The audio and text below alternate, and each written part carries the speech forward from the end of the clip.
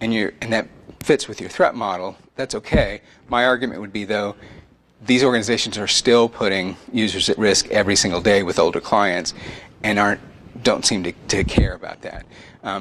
If you want a VPN for yourself and you're slightly techie, check out Algo VPN or Streisand VPN. They're excellent. I don't have a lot of advice in terms of the consumer space for services. One thing I would say is if you look at the reviews, scroll to the bottom of these things, because Torrent Freak, PC Magazine, Network World, if you look at the bottom, in small letters it says, many of these products are sponsors of this media outlet. So, if there's not a lot of great information sources out there for people that want sort of objective, unbiased information. There's a thing called I think his handle is something like the Privacy Guy. It's like a giant spreadsheet that's a Google Doc spreadsheet that's floating around. Has, I don't know, 60 or 80 different VPN providers. What I would say about that is those are all self-report. So if you ask people, do we log? No, we don't log. Have you ever worked with, have you ever gotten any NSLs or any other, intercept requests or government? No, not at all. You're totally cool with us. And people do that. They trust their data. I should mention too, by the way, not only is it not unheard of, it's fairly common that the configuration is so borked that some of the cheaper ones dual home you, so that you're not just connecting there so that you can sort of get through the captive Wi-Fi at the airport or whatever. You're also connecting to your local network, bridging. Awesome. So you're sharing it with who knows how many different people who can totally see your your inside interface. That's just extraordinary to me, but anyway, that wasn't so brief. So on to a couple other pieces. So disk and volume encryption. I think people know about BitLocker and FileVault and Decrypt. Turn them on everywhere. There are really decent GPO policies on Windows that let you manage that if you're not already doing it. It can be a multi-million-dollar problem if you have a device like a laptop that is that's lost, that has PII on it. If the disk is encrypted, it's not even reportable. So, but there are different reasons too. So, but let's talk about servers or cloud servers, for example. Why do you care about this? If you can't control the logical sort of sequence of things with the media, right? So there are cases. I don't know if you know this. This guy Marco Amat, he was he was sort of the creator of Instapaper. He had some of his servers seized, not because of anything he did, but because there were other people doing goofy stuff like in the same rack. And so his service provider basically told him one day, he's like, yeah, we had to take your machine because the feds came and took it. It just got swept up. It had nothing to do with him. Who had that chain? I mean, he was sort of a third party at that point, so I'm not sure how that was ever resolved. But there is an issue for civil capture, for potential government capture, but also just mundane things like e-discovery, right? You want to be able to be in a position where if your service provider is subpoenaed, if your architecture permits it, that shouldn't be, that should be transparent to you. You should be able to see that. Most cloud providers are in a co-tenant model, right? I mean, this is certainly true for Amazon and Google. By default now, you don't have to worry so much about physical loss, like when disks die and they go to wherever. You don't have to worry about it in the sense of Google has attested, Amazon has attested to the defense intelligence groups and the federal government, and has had third-party audits that were signed by executives under threat of violating the law. That no, they have a very strict handling process for either repurposing or disposal. The nightmare scenario is sort of the mom and pop or smallish regional either cloud provider, hosting provider that's managing something, and that it dies, it gets tossed, or a raid dies, and some of the disks survive, and then they end up on eBay or Craigslist. It's an issue if you've got sensitive data. Content repudiation, I don't think that's as big a deal, but there are people working in kind of polarized environments, activists and so forth, that want to be able to have architectures in place where they can say, no, that data is not mine. It can't be, it can't be attributed to me. That's, and there are digital identities that go with that. The data at rest compliance is said too. If you think of compliance as its own sort of threat or adversary, this is why you can use these things. So I don't know how many people know about live VM motion, live motion. This is a really cool thing on VMware where you don't have to reboot a server. While it's live running, you can transport the load to another machine. So it's literally doing memory deltas, it's doing CPU deltas, it's doing disk deltas, which is awesome from an ops perspective. But if you think about that, and Google also offers that now too for the Google Compute platform, and I'm a huge fan of GCP. I think they have some tremendous services and products. But if you think about that, so I'm running a process here, maybe it's a web server, it's some other kind of endpoint or database, and it's got interesting information on it. They're able to live transport that entire stack, memory, CPU, working processes, everything, to a different rack, potentially to a different data center. Okay. There's another party there that's involved that might not have been considered as part of your threat model. If you use Oracle or a SQL Server, there's variants of transparent data encryption,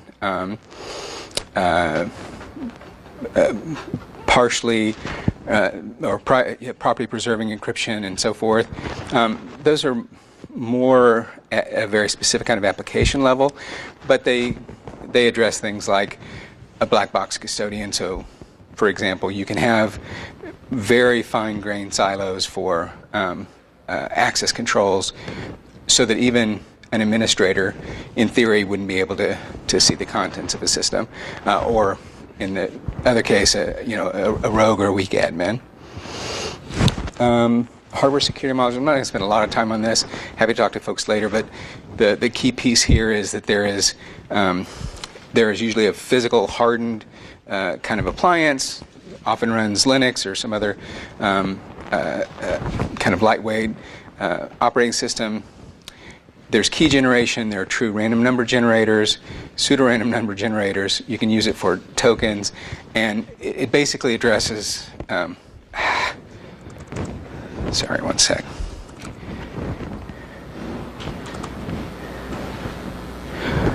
Oh. Did you lose video? Yeah. Does anyone have a Mac PowerBook adapter?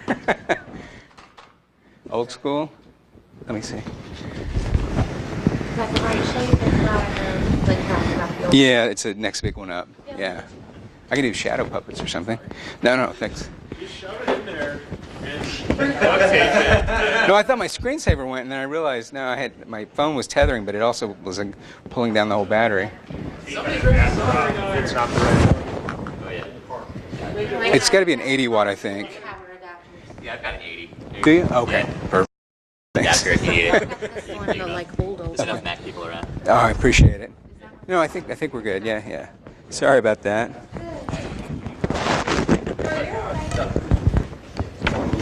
They drain faster if you put enough HDMI images.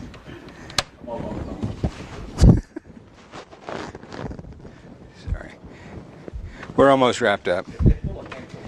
By the way, I have a couple big posters if people have some questions afterwards that might be useful, or you can throw darts at. I'm not sure. Can somebody grab this down there? Can I get a volunteer? Thanks. Yeah, thanks. Appreciate it. Yeah, sorry about that.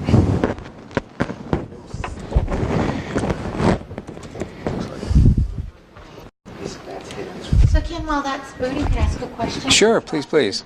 You mentioned SSH. Right. Using 2FA with SSH. Are you a fan of YubiKey or? Love YubiKey. Okay. Love it. Is everybody know what UVC is? No? Some yeses. Google UVC. I'm the worst.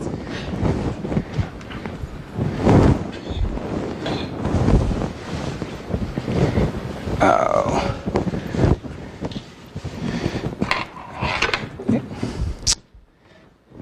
Oops. That's not a message you want to see, is it?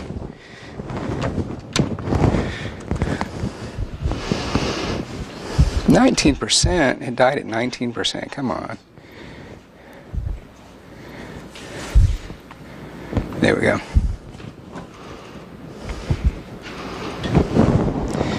Tricky thing is, does this work backwards, do you know?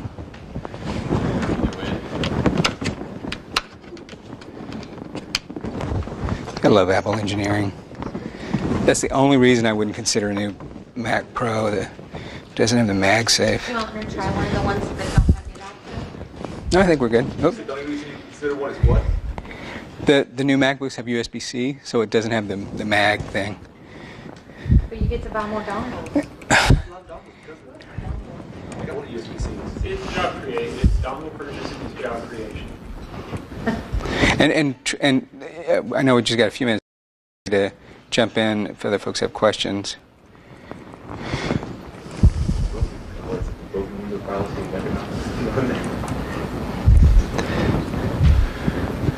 Okay, so yeah, so that's enough about that. So memory encryption. I don't know if people have seen Tessor, T-E-S-O-R. It's one of the coolest projects I've ever seen. So the Intel and AMD modern processors are so big that the L2 caches are enough that you can actually do encryption in cache. So you can encrypt all of RAM and do real-time decryption in the L2 cache. So that if somebody even did a live pull down of like raw memory in the case of a KVM or Zen, Dev KMEM, right? You pull it down, they get garbage. How cool is that? So Tresor actually was specific for the keys for decrypt. There was another group that I think Facebook bought them about 2 years ago. But anyway, that's what they did. They did live memory encryption in use. I've heard that Facebook is open sourcing that pretty soon, but I'm not sure. This specifically also addresses, and I've seen this for a couple architectures, for that live VMware migration, where either for regulatory reasons or maybe sort of anti-competitive or trade secret or intellectual property. I hate that phrase, but anyway, for those sorts of reasons, you may want to have mitigations for live migration, and so memory encryption is one of those possibilities. So putting it all together, so these are kind of the top high-level things. I don't know if you know his work. Ange Bertolini is sort of the guru of polymorphic file types. So do you guys know this journal, Proof of Concept, or GTFO? Oh, if not, you have to check it out. So they have all these interesting, unusual hacks and things. Anyway, Ange is one of the people that worked with the SHA-1 break team to do PDF collision for SHA-1, so that you have two different documents, but they share the same. He's also sort of infamous for having a file which is both a PDF and a legitimate HTML file and a legitimate JavaScript and a legitimate GIF. But anyway, he helped with the graphics design on this and came up with a couple other sort of things. This is sort of a mind map which kind of represents a lot of the stuff we've been talking about, and he kind of went crazy with it too. This is like the high-tech sort of circuit board model. And like I said, Ange is just he's out there. So the file I've got, which is a legitimate PDF, there's also a GIF version, but you can do this. So you can say script source equals mymap.gift or script source equals mymap.js. It's the same file, just change the extension so the hashes are the same. But it's a polymorph, right? Or a polyglot, I should say. So if you download the GIF version of this, you can also, it'll do a pop-up box that says hello. It's nothing dangerous, but anyway, I thought that was kind of cool. Quickly, some other interesting work to take a look at. I love this slide, formal software verification. Amazon, Microsoft, Apple, and Google are all spending significant amounts of money doing refactoring of their TLS stack. If you haven't followed, Amazon has something called S2N, for I think it's signal to noise is what it stands for, but they've replaced OpenSSL as the wrapper for libcrypto. And I think they've cut the size of it down to maybe a tenth of what it was. But they've brought in people who do formal software methods, formal verification methods, like mathematical analysis of the security guarantees and properties, as have Google with Boring SSL, as has Microsoft with their next generation TLS stack. So there are some really interesting developments that way, and it's not just like an R&D project. I mean, in the case of Amazon, they've rolled it out globally, and Google has as well with the Boring SSL stuff that they're doing. There's also, I think I've got a link at the bottom. Have you guys heard of the DARPA challenge with the trusted software? So the headline was sort of goofy and a little misleading. Basically, the headline came out, unhackable drone. The real story behind that was these DARPA awards. There was a team that spent about a year and a half, and from the ground up, they wrote in a memory-safe language, formally verifying the security properties, a flight control system, the operating system itself, the file interfaces, the GPS, the remote controls, the lift, I mean everything. And formally verified this entire, it's a toy drone, it's like this big, top to bottom. And so it's not really to say that it's unhackable, but it's 99% less surface area than traditional software projects of that complexity, with memory-safe languages, with complete analysis of the protocol, including the key exchanges and the handshakes and things. That's pretty awesome. Obviously, it costs a fair amount of money and lots of time, but there are some interesting things in that regard. And so, but that's my point, is that Google, Amazon, Microsoft, and Apple as well, their own internal products, they're going through these same kind of practices. Just a couple of parting thoughts. I'm happy to talk all day about crypto, but a lot of what we do comes back to first principles, right? Security, hygiene, trusted supply chain, the root of trust. One of the CISOs from Microsoft, John Lambert, had this a little while back, and I thought this was great. 98% of the threats they're seeing in the Microsoft Global Threat Center are macros. I think some of us sort of know that, like, it's fun to talk about nation-state stuff. It's fun to talk about the WikiLeaks hacks and all that kind of, but this is the boring reality of the world. There are all kinds of GPO policies and things that can be put in place. I'm not a Windows guy, so that's sort of the extent of what I've seen, but there are some interesting things that way also. And I don't know if people are broadly aware of Nano or Core. So in the new generation of Azure, Microsoft Azure, the cloud platform, they've launched Nano, which is, I think it's like a couple hundred megs, but it's a GUI-free, highly minimized version of Windows Server with all the the Linux subsystem things built in as well. So anyway, maybe worth a look. And I guess one of the other things I would say is just remember your threat model. Are you defending against this or this? Or are you defending against the woe signs of the world? This is one of the biggest takeaways too, I hope, which is your operating system out of the box already has a deep chain of trust, which you may not even be aware of. And applications like Chrome sometimes can ignore those and use their own set of roots of trust. Applications all the time have their own trust stores with CAs embedded as well. You may have on one system literally dozens of different certificate authority stores which may never get updated. As I said, relationship with these intermediaries are complicated, but people are starting to do some smarter things too. Like I said, pulling some of the ones that are less relevant for your particular use case.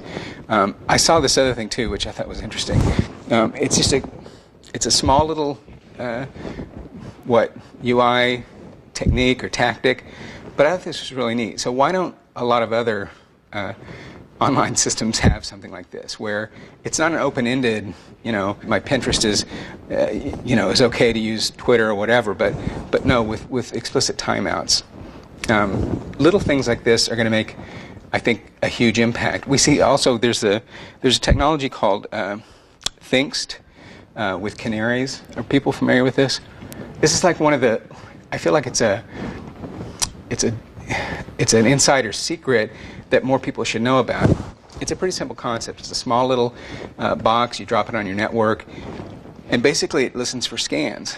If in a segment of your network there's no legitimate reason for it to ever be scanned, to have an SNMP or a port sweep for Oracle's listener or SQLD, MySQLD or whatever, if it sees that, it chirps like a canary through messages or push notifications or whatever.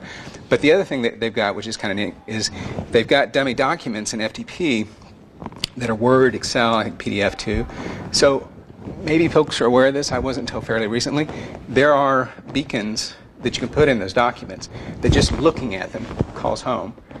And so there's a whole infrastructure they've set up where you can put particular things in place, which basically it's like wire of sorts, where there's no reason that these should be scrutinized or opened or looked at. There's no legitimate use, and so when they are, it's likely there's some kind of intrusion or otherwise maybe it's an authorized scan.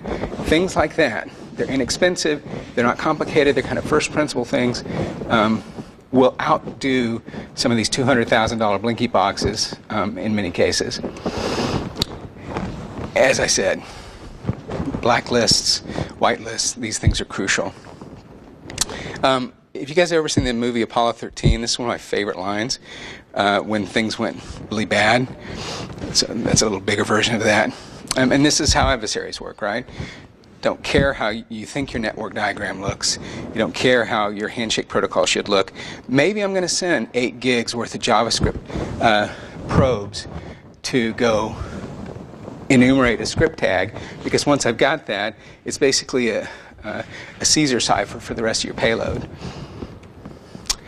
If a lot of this seems like it's outside your lane, it's, you sort of recognize some of the terms and phrases, but it doesn't, it's not really your area. This is how people who work in this all the time, I go to crypto meetings, and there are people that are like, I'm not an academic crypto guy. Other people are like, I don't do protocol analysis. Other people are like, I'm not an implementer. People are like, no, I don't do S-table stuff. If there are imposter syndrome that I see by some of the best in the field, then it's okay to recognize, there are things that don't make sense. It's that collection of these different areas. Your black box is what someone else does all the time. When the whole Apple iPhone thing came out, I thought this was a great thing from Matt Blaze.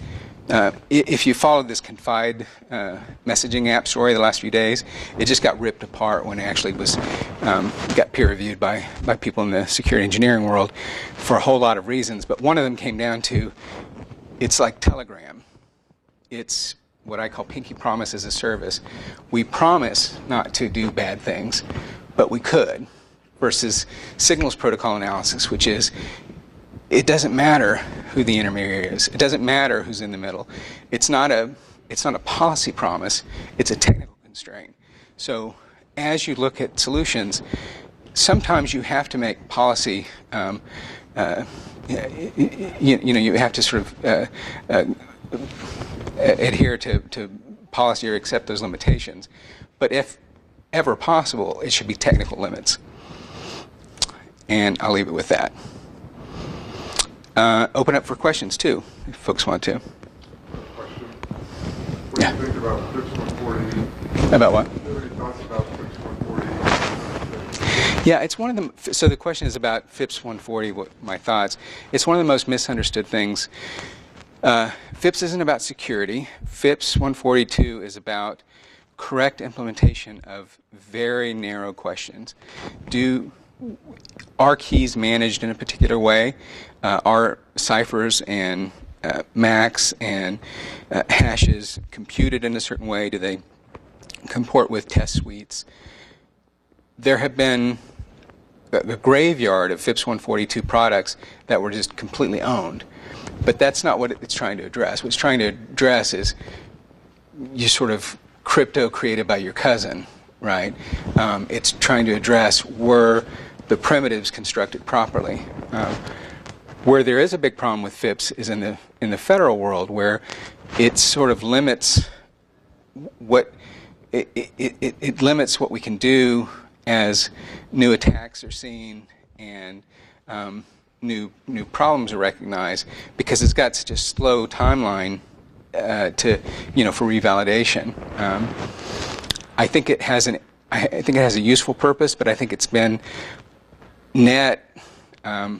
pretty questionable for global security, frankly, because a lot of people in this room may not care what the federal government standards or certifications are, but Fortune 500s do, and the defense world does, and what trickles down there goes into all kinds of things, including consumer products. So I think it's good that there's a group of experts and third party that can attest to the way that certain primitive constructions are done. I think it's really bad that a lot of people distill all that down to, well, FIPS 142, it's got the stamp, so it must be secure. Or we can't touch it because it's FIPS 142. It's the human element, right? Anybody else? I've got 2 posters. All right. Smart question. Get a poster. And I'll leave these, the links up too on the back of the page too. And this is how to reach me. All right. I appreciate it. Oh, one last one. So what's the next project for the open crypto audit of it? So, right, first you guys did walls crypt. Next it was libSSL. Oh, OpenSSL. Right. Right. What's the next big thing? I'm not sure. There are things that weren't specific to us, but sort of in the community that we run with. So there are people who've helped OCAP and who are advisors who've worked with the Linux Foundation and some other groups. Google's actually pouring, to their credit, a lot of resources into things like verifiable crypto, alternative, smaller, newer libraries. One quick thing, so I don't know how many people are familiar with Go as a language. The short version is some of the people who created it came from AT&T Labs that did C originally. It's basically maintained by Google. It's an open source project. I think it's been around for like 8 or 9 years now. I mention it because it's used by Cloudflare and Netflix and Amazon and large parts of banking increasingly so. And one of the interesting things they did was they completely rewrote the TLS stack, and they rewrote the certificate parsing. So I didn't have pictures of it, but there are myriad ways that you can have a web certificate, and they are actually recursive. And there's all these weird, goofy, like rarely understood and rarely implemented options. So you can say, I'm foo, but I trust bar.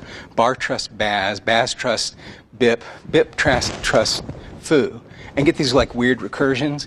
You can also, and also the encoding, the way that the letters and numbers are represented is so complicated and overly, it's like a Rube Goldberg thing. There's been a whole series of things. If you're interested, you can search for frankencerts. One of the things we did with OpenSSL, by the way, is we looked at over 2 million certs in the field that were either kind of weird or otherwise kind of constructed strangely. But this gets to what are some of the other big things.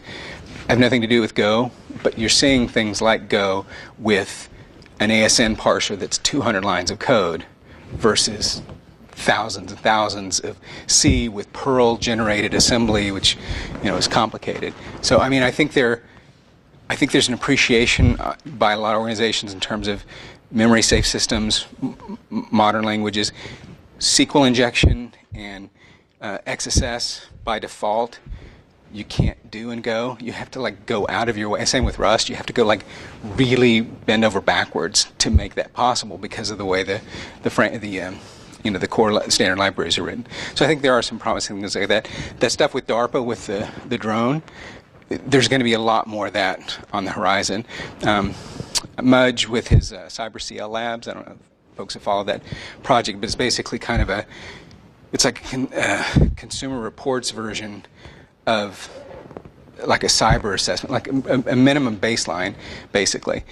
It's meant to address things like 1.4 million webcams running around the world on the internet with full remote root, baby cams, this kind of stuff. So I think over time there's going to be more of that, and it's going to start in the federal world. It's going to start in the defense world. These are things that are going to be required, like as baselines going forward, and I think it's going to benefit all of us. All right, thanks.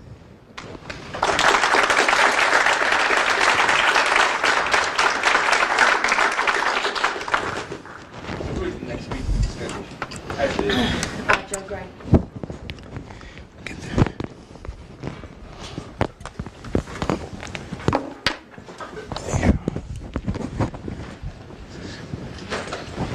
Sure, thank you. I know the students, some of it will just take the highlights, but I think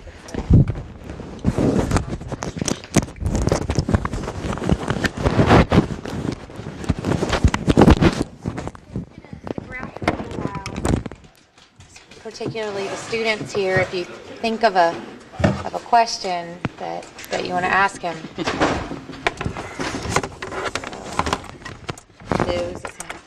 So next up we have Joe Gray, and he's going to tell us about OSINT.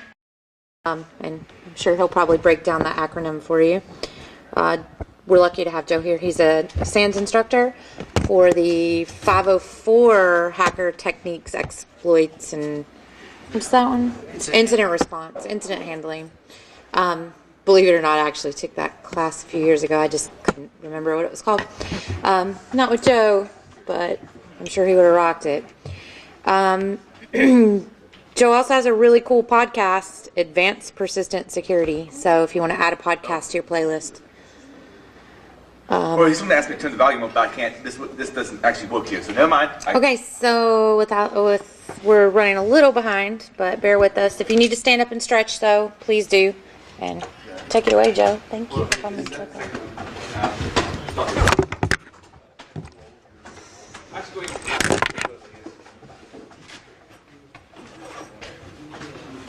Don't record that shoddy intro.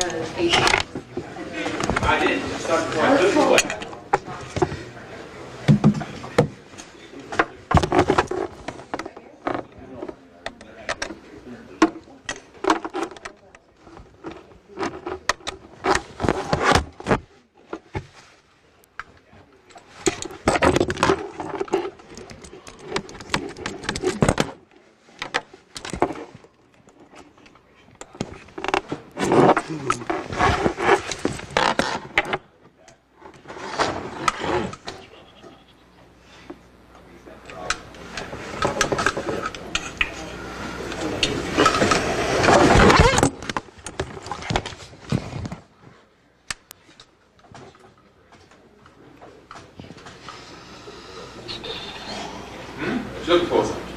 I've got a dongle here for HDMI, but we're going male to male on this.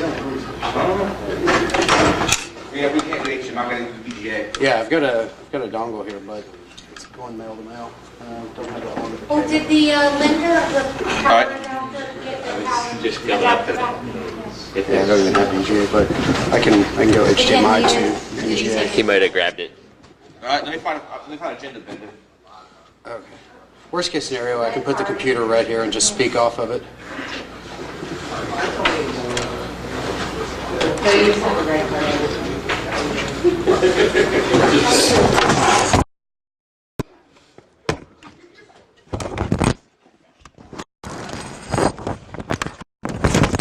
So this and this. Just put it in.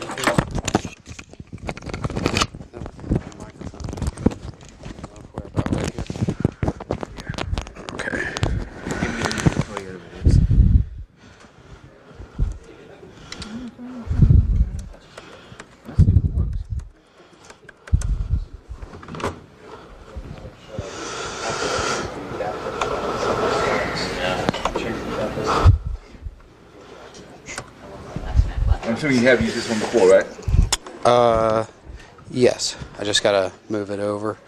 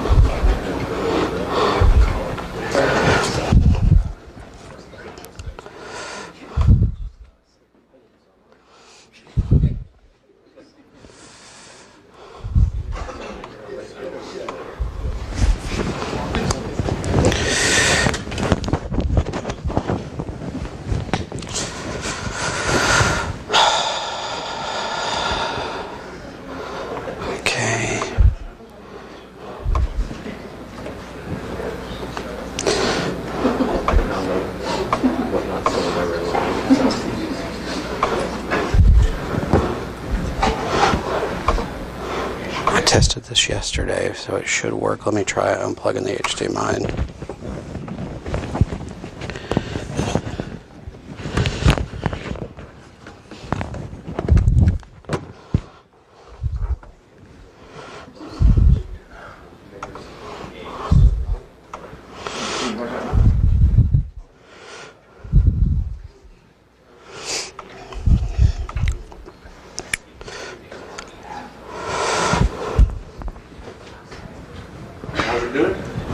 Here, try mine. Okay.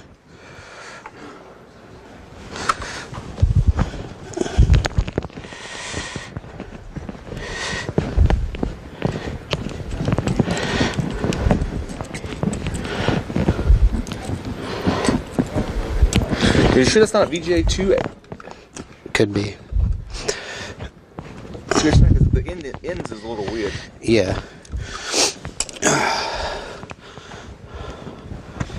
Yeah, that's a VGA2. Well, that explains why. And more than likely, yeah.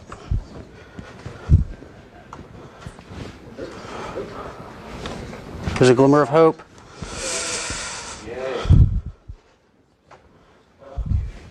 Are you ready to start? Yes. We're rolling. Okay. Let me get this to go full screen. The signal I'm getting is full screen. It's weird. Off tilt on that one, but not that one. Yeah, you're good on that projector. Interesting. Everybody move to that side of the room and watch it. Yeah. Is it good? Can everybody tolerate this on this side? No? Well, I don't know what we'll do to fix it, so. Yeah. We can move. Okay.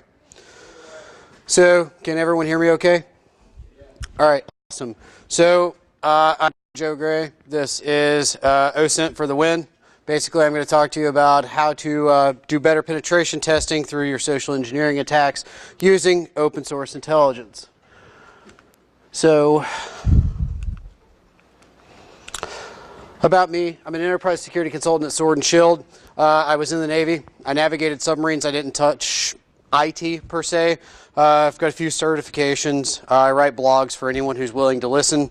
As noted in the introduction, I do have a blog and a podcast at advancedpersistentsecurity.net. We'll talk about that a little bit later. Before I moved to Tennessee from Georgia, I taught Introduction to Information Security and Introduction to Computing in colleges. So, with this presentation, I want to talk to you about what is open source intelligence, OSINT. social engineering in terms of what kind of social engineering you can perform, such as pretexting, the various types of ishing, as you can see up there, whaling, baiting, dumpster diving. We're not going to get too much into those. I just want you to be aware of those as possible vectors. We'll do some applied social engineering. Then we'll talk about enabling better social engineering through open source mitigation, and if we have time, we'll talk about training your teams for prevention. So, to talk about social engineering, what is it? In essence, it's human hacking. It is trying to get the target to either give you information or perform an action they wouldn't do so otherwise. So that typically bypasses your normal security controls, because in reality, you can spend $500,000, $5 million, $5 billion on technology, but if you can get a user to something and actually let that perform an action or change the firewall rule for you, you've negated it. So here's a few books I recommend. You definitely, Christopher Hadnagy's Social Engineering, Dr. Robert Cialdini's Influence, The Psychology of Persuasion, and then we can't talk social engineering without mentioning Kevin Mitnick. So The Art of Deception is another good one. With that being said, we have the pioneers of the art. I've mentioned 3 of them already. In the top left, you have Kevin Mitnick. The top right, you have Dr. Cialdini. The bottom right, you have Christopher Hadnagy. And then you have Frank Abagnale on the bottom left of Catch Me If You Can fame. He is who Leonardo DiCaprio depicted. So that was basically the story of his life. And since he's done his time, he's now a consultant for the FBI. He designs secure checks and does other things on the white hat side now. So moving on into examples of social engineering. We always hear about phishing, but then there's also spear phishing, which that's what this primarily is going to address, because you're going to hone in on a specific target. Whaling, which is social engineering the big fish, your C-level, your senior management. Vishing, which is voice phishing. Phishing, which is text message phishing. Baiting, that could be dropping USBs that say bonus data or layoffs or something like that to get someone to get curious and plug it in and then let it do your deed for you. Pretexting, which is basically when you take on a persona, which is exactly why we see Daniel Day-Lewis here. He's a method actor. With him, when he's portraying a character, he stays in character. I didn't know until I was actually researching for this talk, but when he filmed The Crucible, he did not bathe for 3 months because that was the norm in that time frame. While it's a good movie, I'm glad I didn't have to be around him, because if he ever went to DEF CON, he would learn the 3-2-1 rule, right? So with that being said, dumpster diving and tailgating are also options. So with social engineering and how this wraps into applied psychology, we have the 6 principles of persuasion, and this is the main idea of Dr. Cialdini's book, which he has more since then, but this book in particular, it's one of the most heavily cited books in the social engineering applied psychology fields. So reciprocity, commitment or consistency, social proof, likability, authority, urgency, scarcity. Think of the last time you bought a used car. The used car salesman might say something like, someone was just here to look at this car. They went to the bank to try to get financing. You must act now. Principle number 6. Or, man, imagine the chicks you would pick up in this car. Social proof. Or the other day I was at lunch and I overheard 2 gentlemen having a business lunch, and one of them said, oh, let me pick up this tab for you. And the gentleman, who I assume was the one that was the prospective buyer, refused. So the sales guy was like, oh, well, come on, I'll get the next one. I would really like you to come to this event. So basically he was trying to perform reciprocity, but he was getting shut down. So ultimately, there's just various ways that you could look at this that would actually appeal to the human psyche, right? So as I stated before, it's all about influencing people. There's a difference between influence and manipulation, and I'll get into that a little bit later. But ultimately, you're trying to get users to give you some sort of data. Ideally, you want sensitive data. You want the keys to the kingdom. You want, if you're pretexting as a user of a bank, you want that person on the other end of the phone to give you that person's bank account number. You want them to reset their username or their password to whatever you tell them to so that you can log in, which that's actually part of performing an action. But you want to find out something that's not online and readily available. Sometimes you don't necessarily get the information you're looking for, but, oh, I'm sorry, you can't provide me that. Can you tell me who would be a better point of contact, a little bit more knowledgeable, that could give me more information? A better target? Hey, that's just as good as the keys to the kingdom. And then, as Jason mentioned earlier, you can find out about the operating environment. What problems are you facing with your Active Directory? Oh, you don't use Active Directory? You use OpenLDAP? Really? Or whatever. What operating systems? What problems are you facing? You can easily go that route. With performing an action, clicking a link, making a change to firewall rules, open an email, whatever. So, talking about open source intelligence, I actually got this definition from the CIA. Coincidentally, this did not come from WikiLeaks. This was done before everything dropped on the WikiLeaks about the CIA. But basically, some places you can get open source intelligence. You've got the internet. That's basically the mother lode. Traditional mass media. Some things might not be on the internet. It might be an old obscure newspaper from years ago. That's definitely an option. Specialized journal, conference proceedings. People always like to talk about what's new and hip at conferences. I mean, we're at a conference.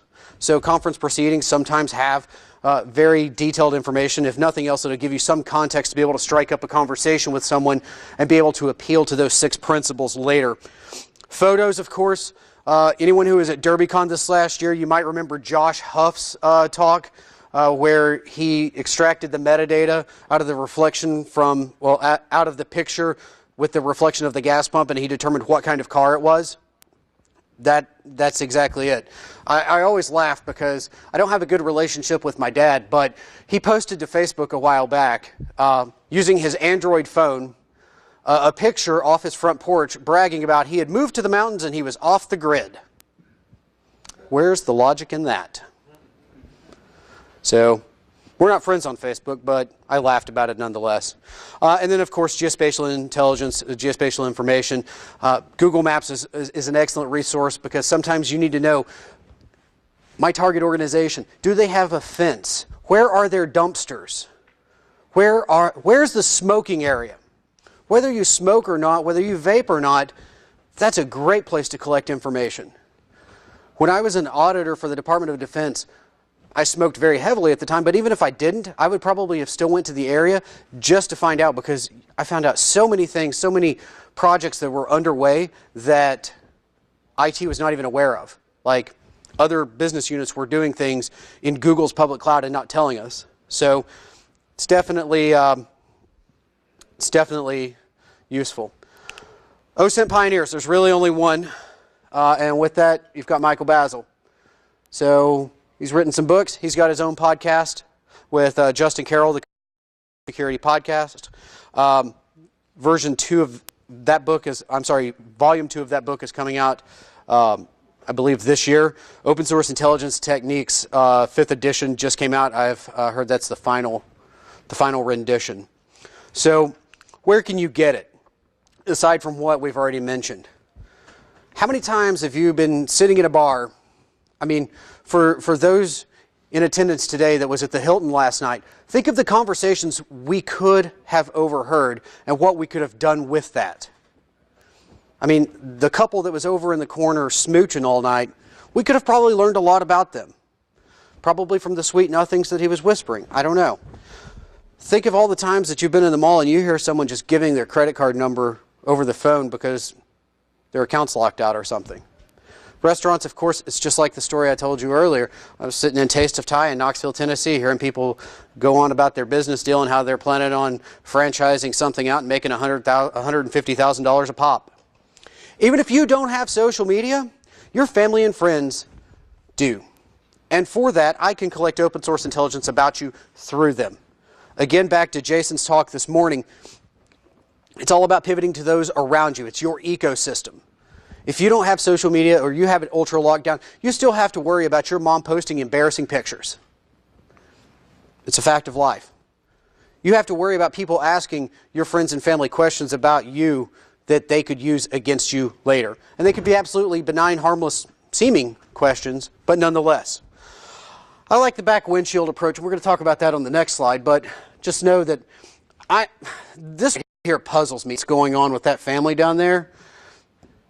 It's in Baltimore, so the person that took it, they live in Baltimore, but I don't know. They may have been driving back from Maury Povich or Jerry Springer. I am not sure, but I'm really interested to find out what's going on with that family. With this one, you can tell he's a veteran. With this one, traveling sports team. They all have websites. Those websites, they list the team's schedule. You can take the data, which we'll talk about on the next slide, and determine the probability of people being at home during that traveling team's sports schedule. If you wanted to break in, well, there's your time. What better time than then? Looking at a good example of open source intelligence, the number of times I've almost wrecked after doing this analysis the first time from trying to analyze the car in front of me and then them rapidly slowing down, I think they're on to me. But either way, with this, you can look at the family and you can easily build a profile on it, right? So Dad's, he might be in shape or he might just think he's in shape. Either way, you might find Dad at the gym after work or very early in the morning. Mom's a teacher. So if you're gonna try something with that family, you're not gonna want to do it in the summer. She's probably home. But if you're gonna do it Monday through Friday between the hours of, say, 9 and 2, you have a pretty good chance of success. John plays soccer. John looks big enough to possibly be old enough for a high school sports team. They practice 3 to 5 days a week. Nobody's going to be home after school because Mom's still grading papers. Neil's probably at the skate park, so if you go with a Thrasher shirt and some Vans, you might be able to talk some Tony Hawk with him and get some information out of him as well. The part that confuses me the most would be Jessica. I'm not sure if Jessica is old enough to babysit herself. I don't know about her extracurricular activities. We don't know a lot about her because of that. And then with Beaker and Ruby, we don't know what breeds they are. Ruby's a hound, looks to be a hound. So Ruby might be really loud if you're trying to do something around the house. Beaker, who knows? I mean, Beaker could be a Great Dane or a Chihuahua. We don't know. So when you're dealing with attacks dealing with the human element, it's all about timing. You can't talk timing without having some Flava Flav. Mr. Cogsworth and, of course, Father Time, because it's applicable to both.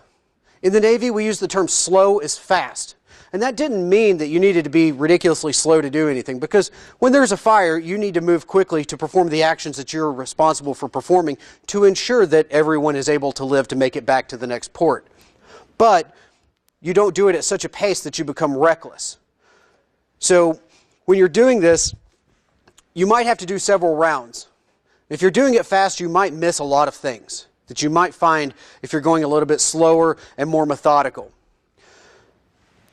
It's all about the persistence and the details, because that's where the vitality lies. You might need to do several rounds of the same analysis on the same target because you might get something to refine that information each round.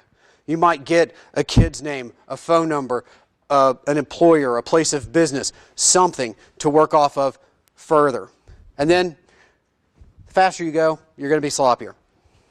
So to talk about how they mesh, they're similar in terms of human psychology, and you use your open source intelligence to build the dossier. That's going to provide better context for you talking to them. If you're going to go to the bar you know they hang out at, if you have some sort of context to talk to them about, that's going to be to your advantage. You can do better spear phishing, and then even better password guessing. There's a tool out on GitHub called Passwordology. It's spelled P-W-D-L-O-G-Y.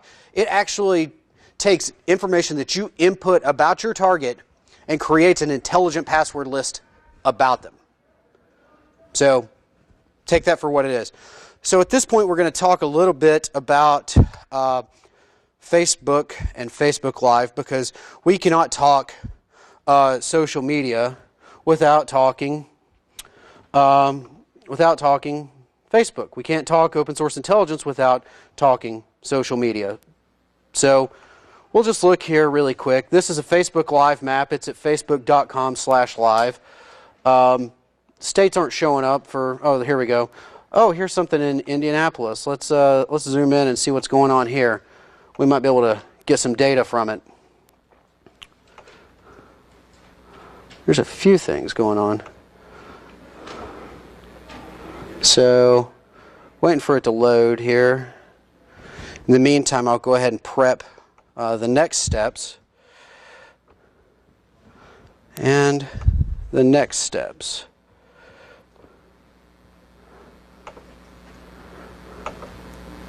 So,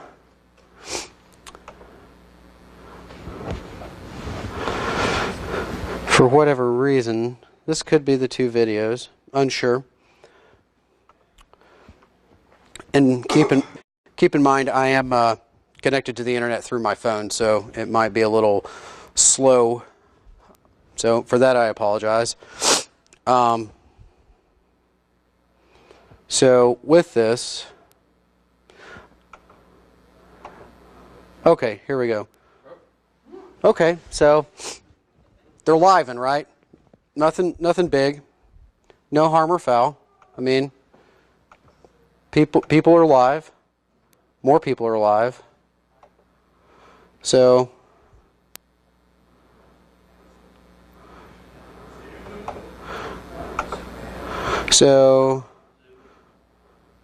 here's what we're looking for. We don't care about what they're talking about at this point. Here's what we care about. This is called the video ID. And here is Michael Basil's Intel Techniques website. If you go right here to the bottom and under video data, it's going to take you to this PHP file that he has operating on his site. And here we see all of the data about people on Facebook Live publicly. Well, not everyone, but people within reason. It's like the most viewed ones. So this may not work. It did. Look right here what we have. There's a latitude and a longitude. I don't mind if I do. So from there, we go here.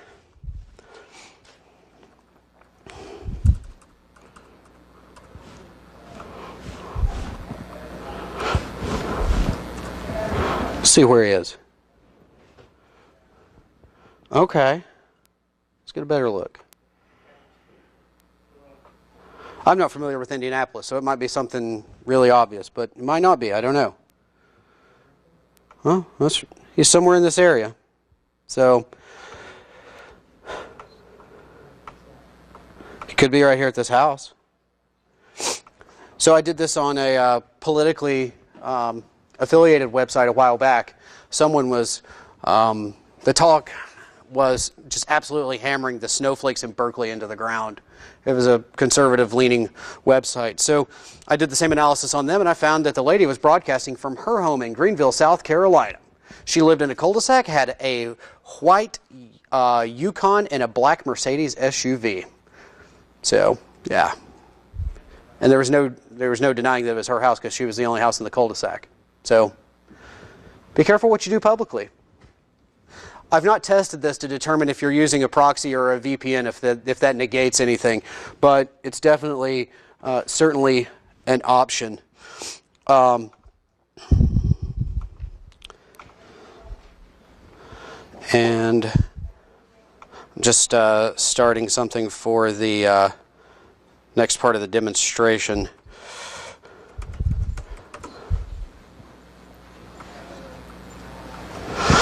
So moving on back to the talk itself. So most of this starts with a single piece of information. You know your target. You know the business or the organization's name. You might know the person's name. When I have numbers that call me that I don't recognize, I try to run the intelligence on them. Most of the time they're spoofed, so it doesn't do any good. You might have an email address. You might have a physical address, a username, or some sort of metadata from like a photo. I always like to talk about the surveys. Think of when you're walking around through the mall or through a store and, hey, do you have 5 minutes to do a survey? We're going to randomly select someone for a $500 Amazon gift card, right? Think of the information they are asking for. They're asking for things that you can use to reset passwords, that could use to be to further advance other attacks. You don't know what they're going to do in terms of destroying the survey you write the data on. Honestly, I would be surprised if anyone ever actually won that $500 Amazon gift card. Honestly. But, sorry Salesforce if you're still in the room. I know there was a Salesforce employee earlier. But it's the core of marketing. This is what Salesforce is about. Facebook, you are the product. The same goes with Google. I mean, they're both excellent products, but they're not products. We are the products. The users of Facebook, the users of Google, those are the products. Retail stores. Think back to the story about Target. There was a young lady that had a rewards card through Target. She started receiving coupons for baby formula and diapers. Mind you, she was 16 years old. Dad sees the coupons and starts poking around, prodding, asking questions. Oh, no, Dad, I'm not pregnant. I'm not pregnant. Took a pregnancy test. Yes, she was. Target realized before she knew or her dad knew because her shopping habits had changed. And while that's not true open source intelligence, it's closed for the most part, it's still intelligence. It's an example of how it can be applied. So you've got to pull that yarn a little bit more. To quote Weezer, just pull the string as I walk away. And with that, things can be linked to you. Password dumps. Have I been pwned is a great place. Before it went away, leaked source. For $4, you had 24 hours of access to leaked passwords, like actual passwords in some cases. Sometimes it was only the hash. Nonetheless, it's not hard to crack a hash if you have a little context around it. Email accounts, again, public records, court records, the news. Because I've appeared on the local news in Tennessee, I could never hide from the internet again. Because I'm speaking here today, I can never hide from the internet again. It's okay. Blogs, well, can't hide there either. Websites, same thing. Employer posts and data. Press releases. For publicly traded companies, SEC filings, Form 10K, it's a beautiful thing. And then, of course, friends on social media. As I said before, this is not one and done. You might need several rounds. You might be at the final stage of your intelligence gathering, and you might find something that's like, you know what, I need to go back and apply this into my analysis and use it to gather more information. You might need to do that to look at it from a different angle. You might not have thought about something. At this point, we kind of reiterate the 6 principles: reciprocity, commitment, consistency, social proof, likability, authority, urgency, scarcity. Think about malware. You need to click this and you need to pay us money because the FBI says you need to. Or the phone calls. This is the IRS. You need to pay us in Apple gift cards. Calling from a Miami phone number. When did you move from DC to Miami? Okay. But anyway, so at this point we apply those principles. You know enough about the person you're after. So when you're sending them the phishing email, you have the context. You know what they're going to click on. It's like the example Jason provided earlier with, hey, I had a really good time at my going away party. My vacation was great. I'm settling into North Carolina. By the way, this happened. Link out of nowhere. And then blah, blah, blah, blah, blah, blah. You have enough context to make them think that that link is associated with it. You don't have to say it. You just have to infer it. And then, of course, pretexting and impersonation. In my current role, I actually do some pretexting and impersonation. I've dealt with some financial institutions, some manufacturing companies, so on, and you just have to get into character. The first client that we dealt with, we had this story. We had a baby crying in the background. We were in Walmart. We needed some account information. We really had to do this. It didn't work. So we called an audible. We spoofed an internal number from legal, and we called their CFO, and we said that, hey, so-and-so that we go to church with, he's trying to get an internship with the FBI. You know, we got robbed a few months ago. He needs some data about the financial impact of a bank robbery. He's reached out to SunTrust, Fifth Third, and BB&T, and they all shot him down. Can you help? Oh, yeah, I sure can. I sure can, Miss Such and Such. Okay, excellent. What email address do I give him? Because this company was in Tennessee, I actually had to use my authentic Tennessee accent because that's where I'm from. It took a long time for me to actually get away from it as this. It took about 7 years of being in the Navy to do that. But anyway, my email address is such and such at somewhere. Okay. About 7 minutes and 43 seconds later, I pressed send from a Gmail account. And it was nothing but a link to the survey. 15 clicks later on his work computer, 5 clicks on his cell phone later, he emails back and says, hey buddy, that link didn't work. Can you send it to me as a file? Yes, we can. So there goes the macro-enabled Word document. Well, he emails back and says, hey, that opened up the first time, but it was really fuzzy. So I clicked that thing, and it was still fuzzy. So I thought my computer was broke, so I closed it, and I opened it again. Now my virus scanner won't let me open it. Do you have another file? Yes, we do. So next time, here comes an executable disguised as an Excel spreadsheet. I think you know where that story's going and what happened. Yeah. But then later on, like a manufacturing company, I called them as HR. And we had sent them emails from intimilrevenueservice.com. I had a bogus site for their HR company. So it worked perfectly. But, you know, we didn't get a lot of people to take the bait on that one. By a show of hands, who here has heard of this sinister website? It's quite possibly the most brutal attack tool known to man. It's called Family Tree Now.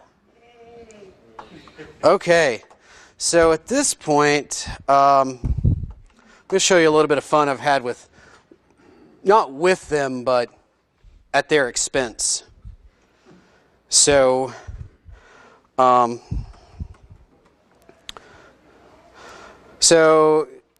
a show of hands, who here's familiar with like Social Engineer Toolkit? Okay. So there's this really awesome function in it, and I'm about to show you, just for the giggles. I try to stay anti-cliche. But anyway, so right here we have the SE Toolkit, you know. Thank you, Adrian's parent company, for maintaining such a wonderful tool. Nonetheless, we're going to look at social engineering attacks, specifically website attack vectors, credential harvesting, and the site cloner. At this point, I'm just going to step through this. I'm not actually going to perform everything, but you just input the IP address. So I'm just going to give it, you know, home, no big deal. And then we'll do.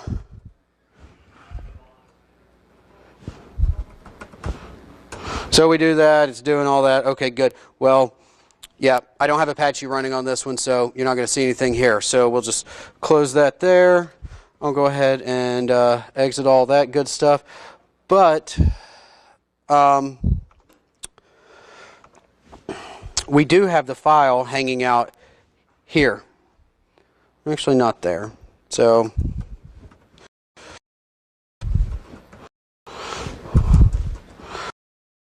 that's, you know, your index data here. So that index 1 or index2.html and index.html, that would be the data that's copied. So that's where Family Tree Now would exist. So anyway, in the other instance, basically I sent an email out from a domain that I do own, familytreenow.online. And basically it says that someone input information about you on Family Tree Now, and we would like you to validate it. Upon clicking it, there's also an opt-out option too, because that's always good. But anyway, it takes you here. For reference, the website has changed since I did this, but this is the real website. This is not the real website. But anyway, you can do all the stuff here, nothing big. I've taken all the links that would be for familytreenow.com out, and basically there's nothing there. But if you want to validate the information, let's look at what kind of information they want us to validate. Let's see here. There's first name, last four, date of birth, address, city, state, zip code, mother's first name, mother's maiden name, mother's last name, father's first name. Imagine what you can do with this. And then if you click submit, oh no, there's a payload. Oh no, oh no. And this was built specifically for awareness type things, so I didn't want to get too sinister with it. With Rick Astley, it's not too sinister. But nonetheless, that is a point. What also occurs during this time is there's I actually monitor the Apache logs, and when you hit validate, everything that you input in those fields is input into the GET request. So I capture it all in the Apache logs. So there it is. I just navigate to that, and it's there. Or if you want to opt out, it's, you click here to opt out, and anybody want to guess what happens when you opt out? Oh no! It's him again! But nonetheless, that took almost no time at all. Realistically, the hardest part really was just stopping the Apache instance so it don't get detected. But anyway, it didn't take long. I just had to go through and do like some edit alls, nothing hardcore, to be able to put that together. And I've not got to use it in an engagement yet, but I have a feeling that whenever it goes, it's going to be pretty successful. But nonetheless, now that we're past the technical piece of it, we'll hit a little bit of mitigations and then start to finish up. So, can you effectively mitigate social engineering? That's a double-edged sword, and it's a philosophical debate. Honestly, some people are going to say yes, some people are going to say no, some people are going to say maybe. I come from the school of, for the most part, maybe. Because you can have technical mitigations like Proofpoint. That's going to tell you this email is coming from an external source. Even though it says it's internal, it's coming from an external source. That still relies on your users to actually not click it. If you make it juicy enough, in January, if you offer them a W-2, or if in November you offer them a free turkey, they're going to click it, straight up. Malware protection, if that's what they're going for, IDS signatures to some degree. User behavior analytics can actually kind of do that. But in all caps, having open source intelligence and social engineering campaigns against your employees, that is the most ideal mitigation. And I'm not a sales guy for Sword and Shield. You don't have to do it through Sword and Shield. You could do it through TrustedSec, Black Hills, anybody. It doesn't matter who. But it's usually better to have someone from the outside do it, especially the open source intelligence portion of it, because as a security professional within an organization, you do not want to betray your employees' trust. Let someone else be the bad guy. I just want to see things get better. If Sword and Shield makes money off of it, great. If somebody else does, awesome. No big deal. But then you have your administrative mitigations as well. Having policies in place, like your acceptable use policy, awareness. Dealing with personal devices, that's definitely one as well. Standards of conduct, and again, awareness. Most importantly, train your people. Training is a low-cost solution that really it's not going to be 100% effective, but it's going to bring up the rear a little bit. You make it relatable to people. I like to use what's called the SMART framework: specific, measurable, attainable, realistic, and timely. If you do that and you maintain their interest and show them how their actions impact the organization, you'll have a better outcome. Because realistically, insider threat, social engineering plays into that. I call people who are untrained that fall victim to social engineering, I call that passive insider threat. Active insider threat being someone with malicious intent. Nonetheless, you have your training recurring. You don't do the check the box once a year and move on. No, because that's 364 days for them to forget. You do something weekly, monthly, quarterly, something. You have to have management commitment from the CEO to the janitor. If you have management commitment, that actually plays into the authority principle of persuasion. It will better persuade the people lower on the totem pole to actually do things to help your organization. Role-based training is also important. As an IT professional, if I get an email with an attachment, I'm probably not going to open it. If I worked in human resources and it said resume, yeah, I would. If it were accounting, if I were in accounting and it said invoice, you guessed it. Contracting. Management, they kind of, I'm not saying they think they're above the rules, but management kind of thinks that they're immune to things, that they're untouchable, especially those with assistants. If you can make it through them, I mean, it's over and done with. Help desk. I mean, they're going to get calls and they're going to get solicited to reset passwords, create accounts, whatever. Non-technical personnel. And this is in addition to general training across the board. And your C-level suite and your senior management needs customized training as well, because they face different problems than the technical team, than HR, than everybody else, really. And this is the final rant about training. You need to clearly define who you want things to be reported to, how you want it to be reported, what you want people to do if they receive a fish, if they fall for the fish, if they fall victim. Because this actually falls into your incident response plan, and it's going to make it a lot easier for you. If you know where patient 0 is, your incident response process is going to tremendously. With that being said, you need to let them know what to do with their computer. If they click a fish, do you want them to shut it down, pull the network cable, step away, lock the screen, do nothing? What? Do you want them to contact you via email, phone, walk over, carrier pigeon? What?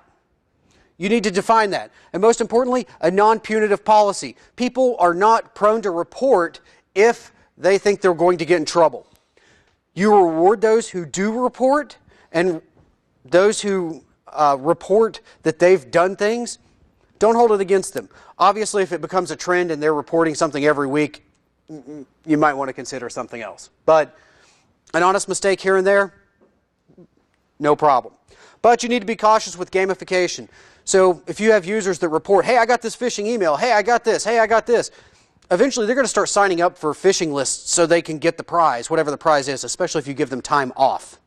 So just understand what happened with Wells Fargo and the incentive program there with the fake accounts before you start gamifying something.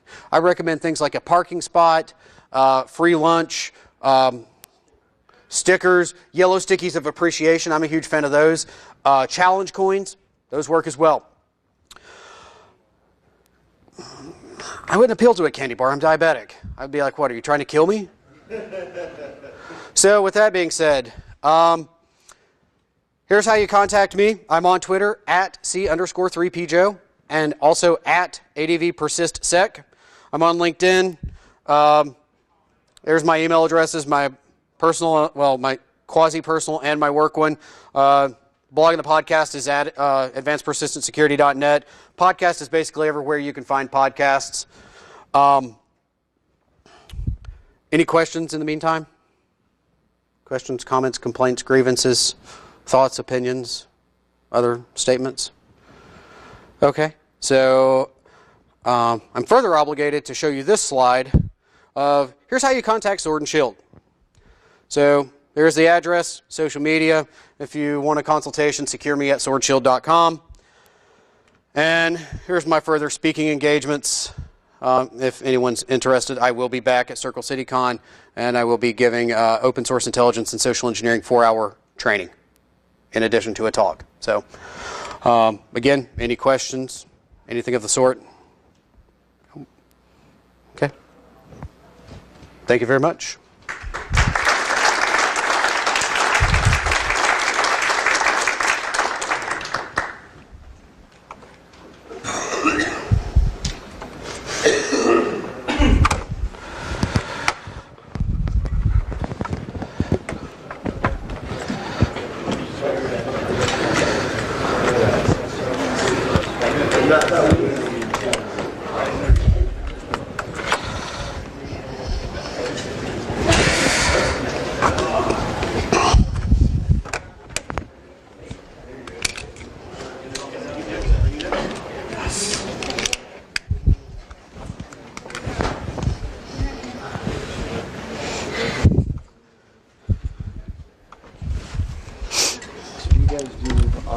Social engineering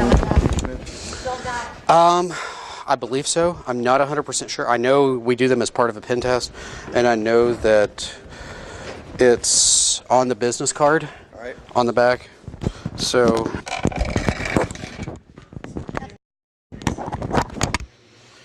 Thank you. thank you. Next up, we have Rich Rumble, and he has a cool Guy Fawkes mask as his avatar.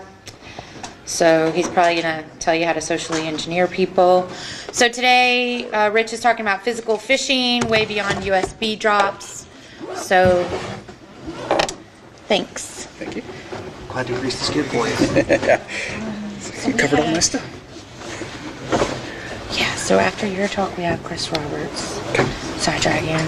You're set to end at 3:30, but since you're starting a bit late, but I'll just say be mindful of like how we might have to like have them ask questions after, if that's cool with you. But you're not rushed. Take the time you need to get through it. Okay. Do you need the I'll need HDMI, it looks like. I'm passing your dongle to them. Thank you. All right.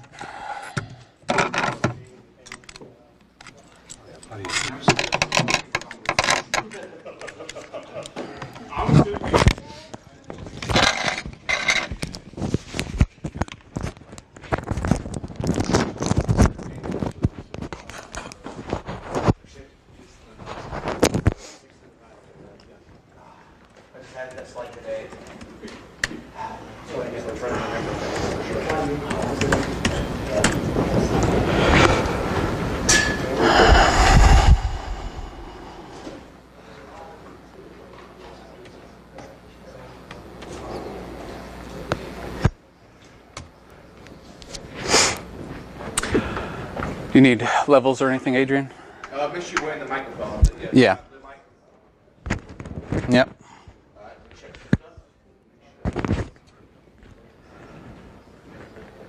Testing, testing. You got me? And we will start here very short. Okay.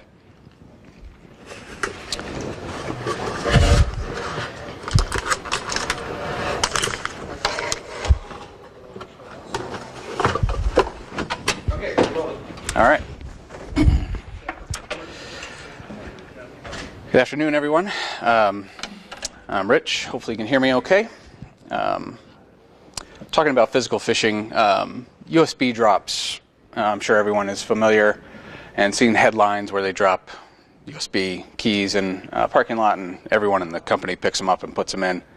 That didn't happen with my users, so that kind of made me mad when they were turning them all in. So I had to do something bigger and better, or something alternative.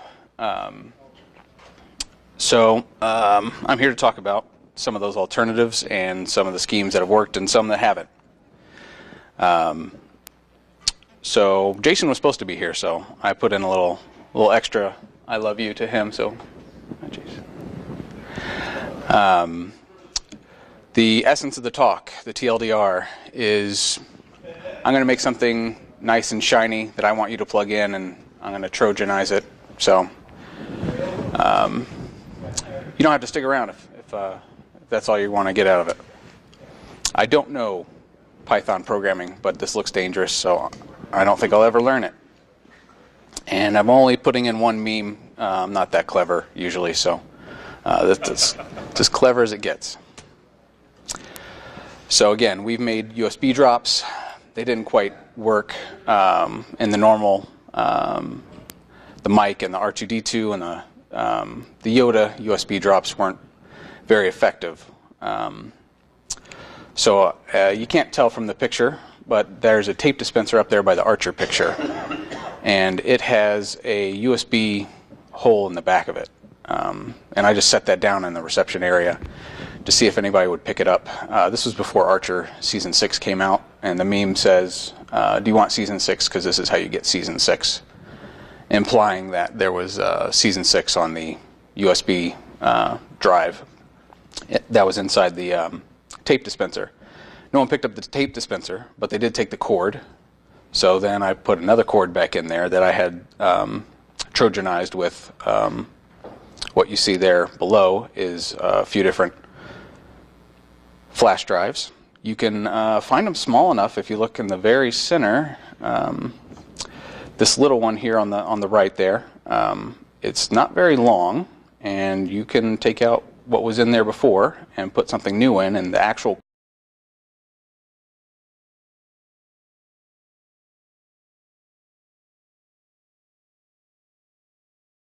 cord is the Trojan. You don't have to have it necessarily plugged into a device. The cord won't work, of course, but you can just stick that little guy inside of USB housing, and you've got the same thing in essence. Previous work that inspired that one, I believe Adrian and even Dave Kennedy have talked about these Trojanized mice. They'll embed a little USB hub inside a mouse or a keyboard. There's an actual project out there called The Glitch that is designed for you to specifically do this. And they have hardware diagrams out there. At the end of the talk, there's some links to The Glitch. There's also, yeah, like I said, keyboard. However, this keyboard has the USB hub built into it, so you don't even need to solder in a USB hub. And so very simple to Trojanize a keyboard, and who wouldn't like a nice new sexy wireless keyboard, or well, in this case a wired keyboard that you maybe won in the sweepstakes, or just happened to show up on your desk one day. Somebody dropped it off for you. Previous works also in this area, Poison Tap from Sammy K. He took a Raspberry Pi, and I have it quoted as Raspberry Pi Zero, costing $5. It cost $9 to ship. So I don't know why everybody says it's $5, but everywhere I bought it from, and it's very small, it's very sexy. Yeah. And yeah, so very small, very powerful little Raspberry Pi device. And as it says here in all the bullet points, it emulates a Ethernet device over USB. So when you plug it in, your computer automatically trusts it. They did the same thing with the Land Turtle. Mubix, I believe, did that as well. So as soon as you plug it in, your box actually asks it for a route, and you can have it route all your internet traffic through that little device. It's persistent. It creates a backdoor into your machine, and it is literally very, very small. You would just have to put it in a nice, pretty package that someone would want to plug in. And so further on in the talk, I'll get into the pretty packaging that I've been trying to shove that into. Recently, Hack 5 has come out with the Bash Bunny, which I have not gotten my hands on yet, but I've read all the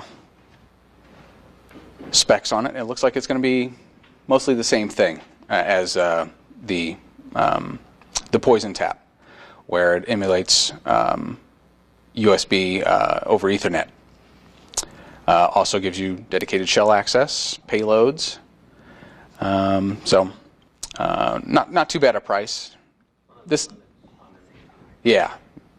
So essentially, the Raspberry Pi is also a Linux usually version. So $14.99. You probably easier to use the $99 one actually, if the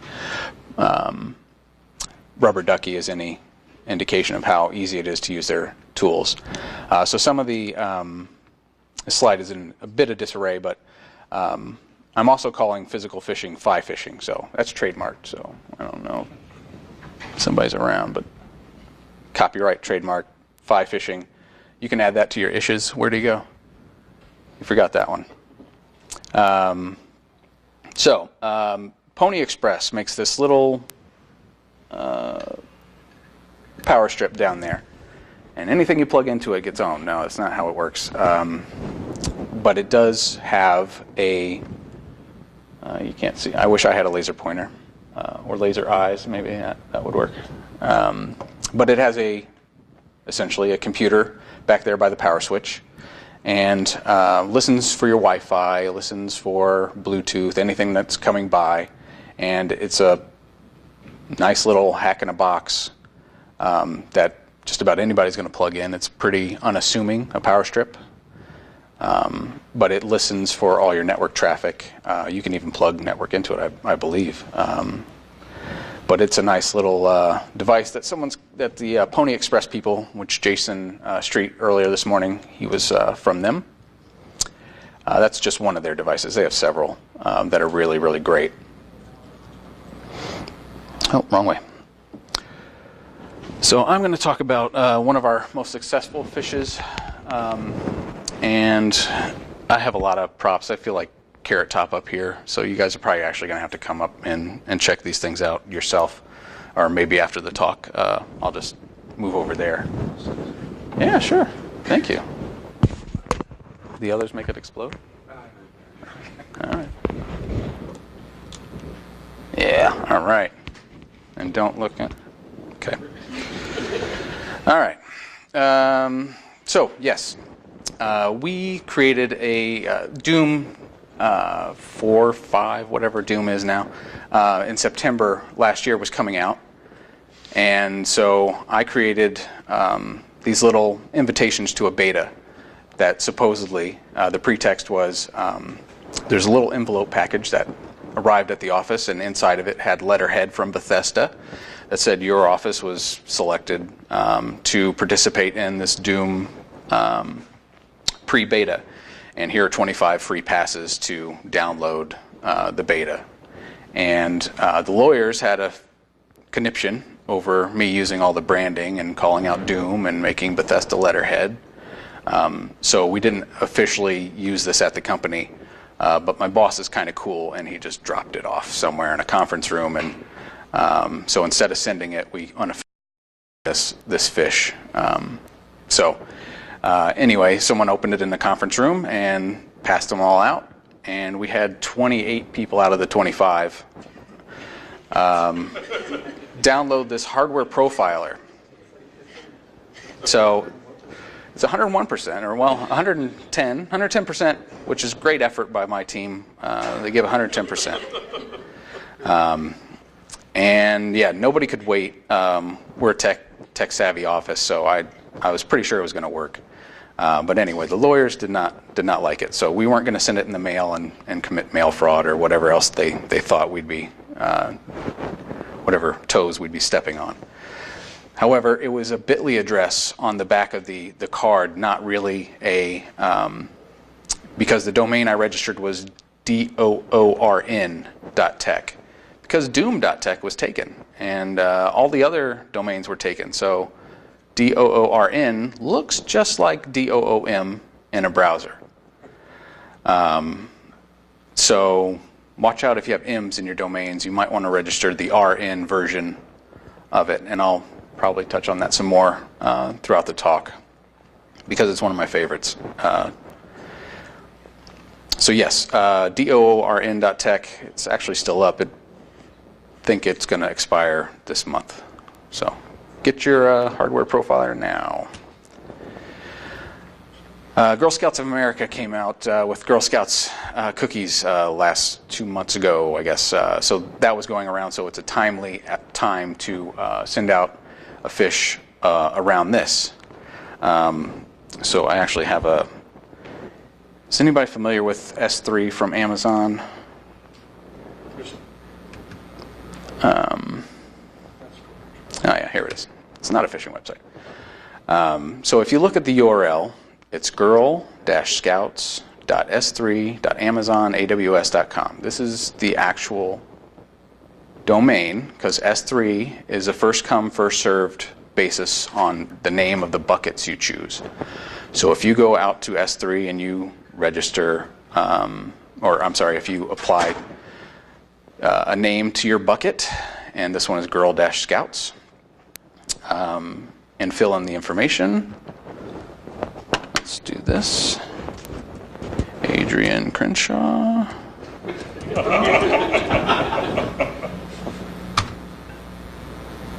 Oh yeah, at irongeek.com. Is it com or org? Com. You're com today. All right. Anyway, did not work as far as going to another page. It uses get instead of post. So up here in the top, you can see name equals Adrian, email equals Crenshaw. There are other fields that are off the screen,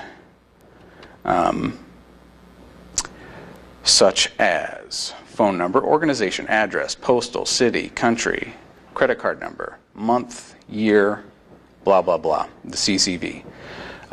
This is taking advantage of the pre-population of your form data that Google often likes to do. This is Firefox in this case, but Chrome would have filled this out had I had Adrian Crenshaw's information. The other information would probably all have pre-populated in that form. The other form elements are far to the left, minus 500 pixels or so. And there's I can't remember who I lifted this from.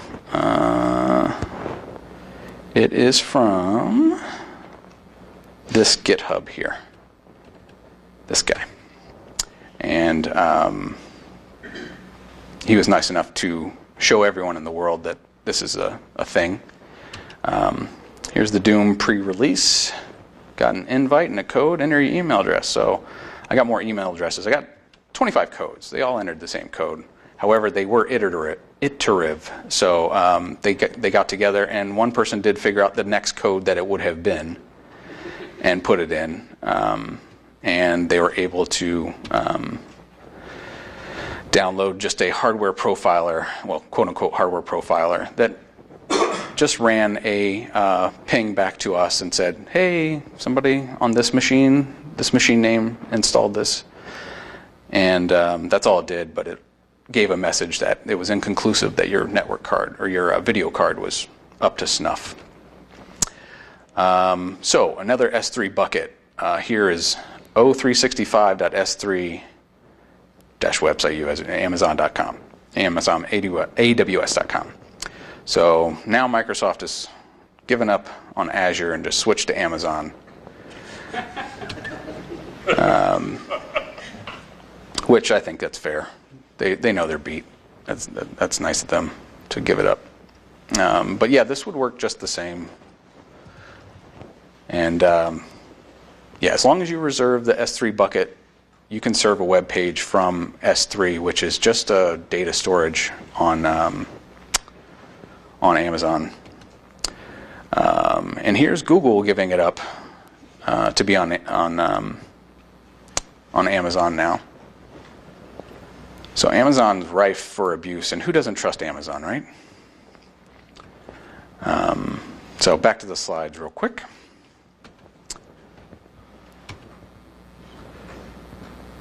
So the Girl Scouts of America, yeah, that was an entrance to win, Girl Scout cookies for a year. If you want to avoid lawyers and things like that, you probably don't want to brand it Girl Scouts of America. You could say, you know who, and use that green and maybe put a cookie up there or something and kind of hint at it's Girl Scouts of America, but it's not actually Girl Scouts of America. All right, where were we? Yes. So the search you get from Amazon. Who doesn't trust Amazon? And I am going to go quick because I know we don't have a lot of time. So I'm going to hopefully have questions at the end for you guys, or I'll answer them. So I have here, again, my Carrot Top. These were $17 on Amazon. It's just an empty shell. You put your cell phone in it, and then you got VR goggles.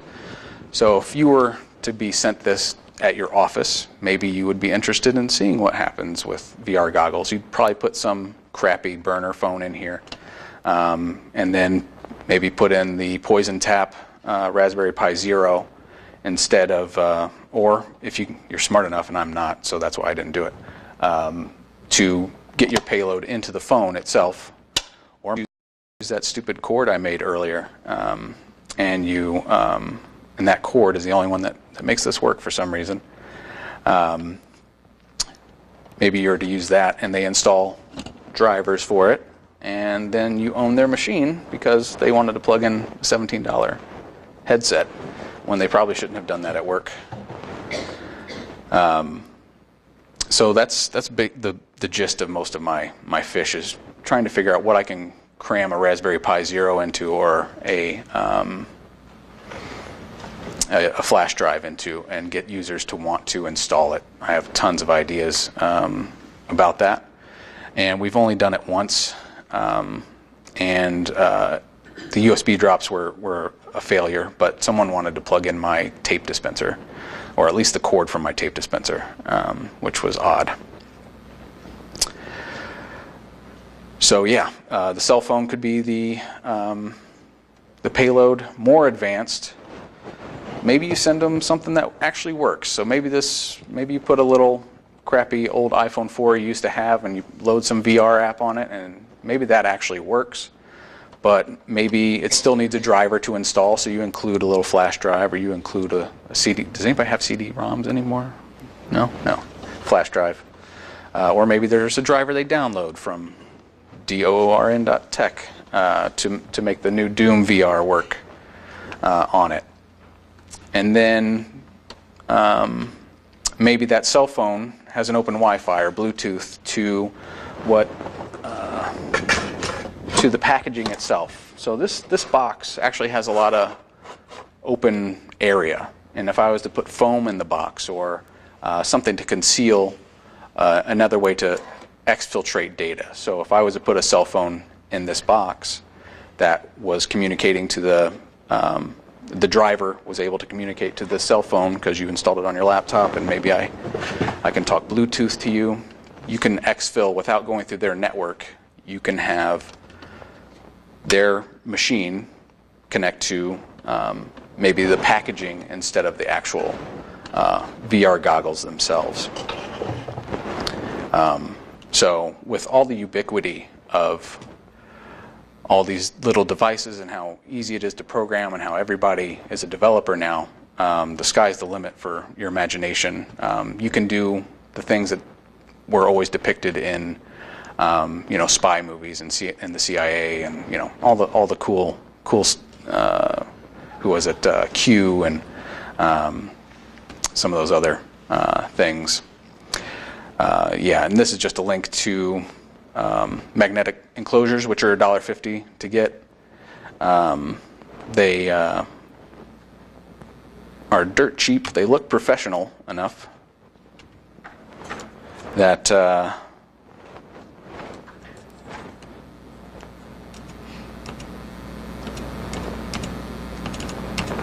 they look professional enough that it sells the fact that someone's getting a gift. And it seems like it's not, illegitimate. It came in a magnetic box. It looks nice and shiny, and so you can print a logo on these little boxes, and they don't cost that much. But it's a very professional package, and they are very cheap, and anybody can put a photo here. You don't have to have them print it. So that's another idea. So some of the ideas I've had, some of the things I've seen on the internet that I love them so much. And if someone sent me one, I am plugging it right in. Would be, I don't know if you've seen 3D scanner, but there's a handheld 3D scanner. You scan objects, and you can have them ready for your 3D printer in like no time. Laser tag. Has anybody played laser tag in a while? It's a lot of fun. Somebody sent me a laser tag system, and it needed update drivers or something like that. I'm going to plug it in. Something to spy on my neighbors. Okay, maybe I want to do that. Retro gaming system. Yeah, again, I have more props. I've got a little. Anybody heard of the Retro Pi project? Yeah. So it's Raspberry Pi, but it can play old MAMEs, or it plays MAME ROMs. Your old video games come back to life, and you actually play on a controller that goes to USB to your Raspberry device. So retro gaming system, if you had it all enclosed in one little Nintendo or Genesis, or Sega, PlayStation, whatever might meet their fancy, doing open source intelligence on them. Maybe you know they're a Sega fan. Maybe you know they're a Nintendo fan. Maybe they're a Microsoft fan. So you can send them a 360 controller and say, if you plug this into your computer and run the drivers, then you can play all your old games again right from this little controller. It's nice and portable. So you can own their organization, because they'll probably do it at work if you send it to them at work. Again, preview of the long delayed game. Doom was way long delayed, so I wanted to play it. So I came up with that fish. And that was 110% effective. Let's see, other things. Crowdfunded password manager. It's an idea I'm working on. Just a little physical device that manages your passwords, but it doesn't. You'd think it does. I have more. Again, I have a lot of little props, and I don't want to be Carrot Top and just show them everything. But please come by and see me later. I have an RFID wall plate skimmer.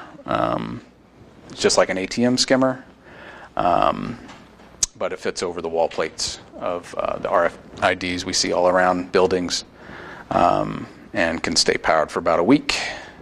I don't remember what the light bulb was.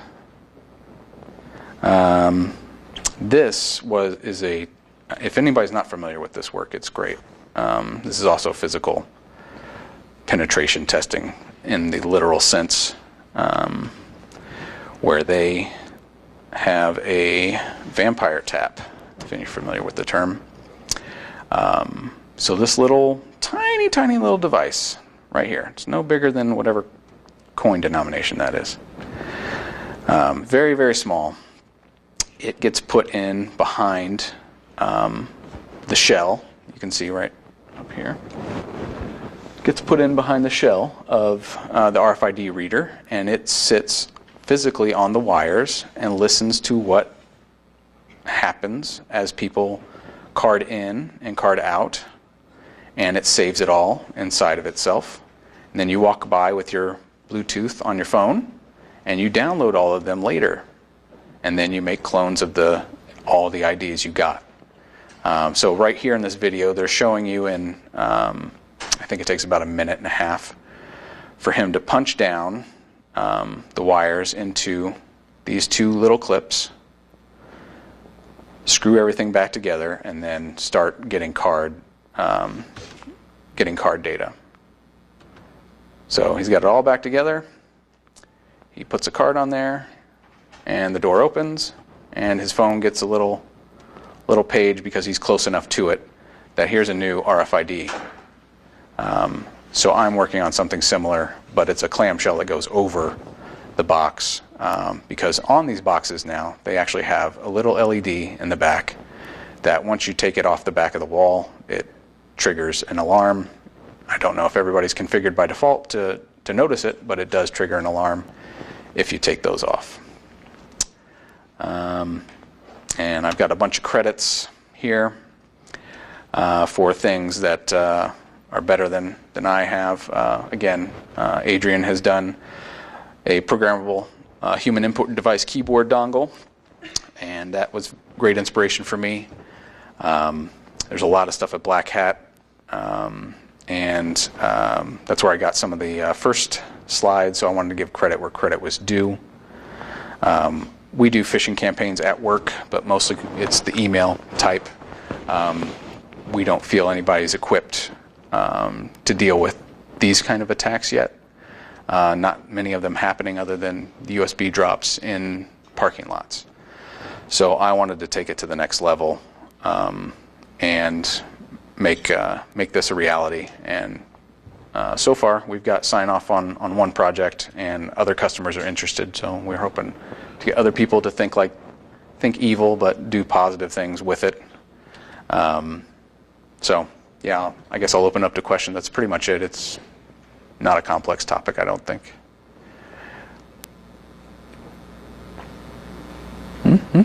Going once, going twice. All right, well, you guys will please come over and see me. I have all kinds of gadgets in this bag, and a lot more fun things to share. Thank you for your time.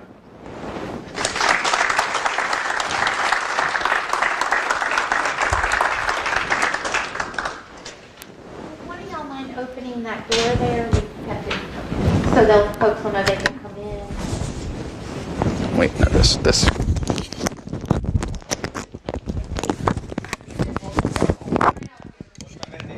Should just be me one time. No, I wish I could speak to that. Okay. Okay, I think even with the manager's studio, I hit it while I was doing my thing.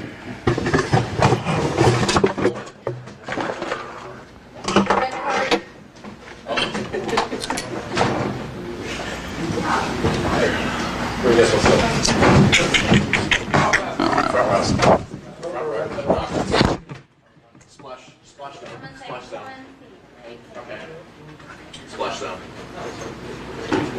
Yep, it's Chris Robbins. That's right. Oh, yeah.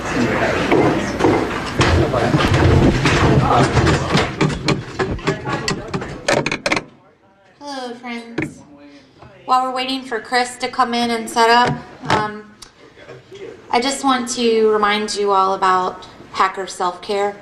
And if you've been sitting in your seat for more than 45 minutes, please stand up, stretch your legs, stretch your arms, get a cup of water. This isn't a marathon. It's supposed to be some snacks still out in the hallway. You have a minute to go get a delicious pastry or some water, but please take care of yourselves. Okay.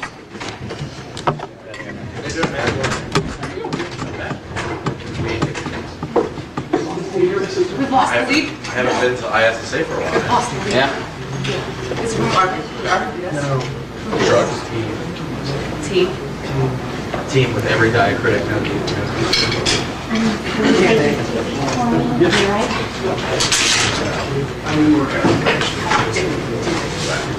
Sure, it was only first place.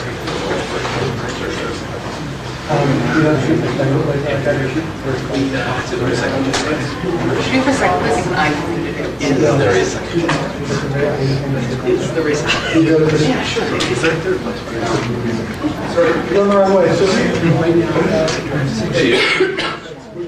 Is that about the prices? It's about the winners. Good. You all right?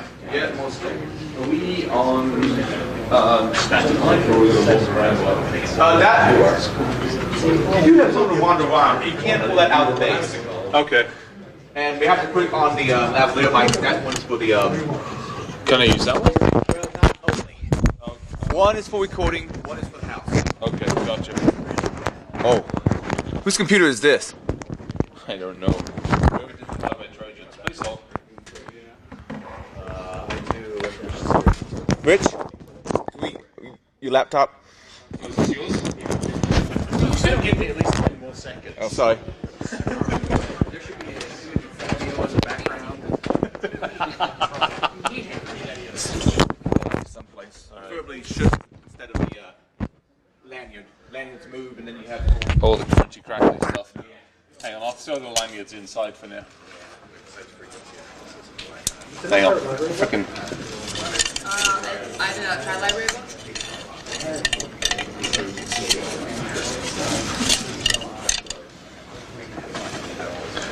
You got the walk around. Yeah, I got the walk around. and you can also pull out that stand. Do I have to use that or not? Well, you can speak really loud. I can talk loudly, and if you buggers can't hear me, move forward. No, because I like bollocks to that. Hang on for a wee second. There we go.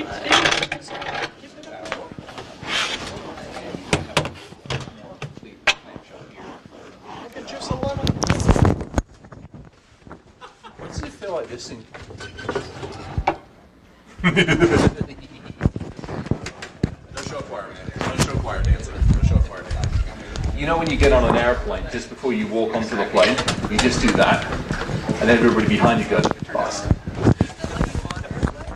Only sub. Not United. Only sub. No, not United, not Delta, not Did they American, seriously red not card Air you? Canada. Did they seriously red card you from ever riding? Yeah. Oh, I mean, they were very clear. There is an entire new line in the database with my name on it. Ah, the specials though. Yeah,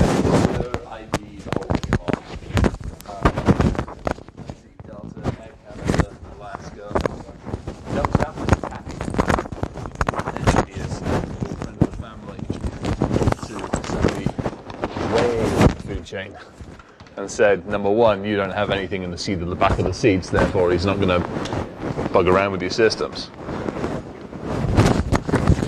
Yeah, pretty much anybody who's part of the Star Alliance, or who sympathizes, no shit, or who sympathizes with Star Alliance.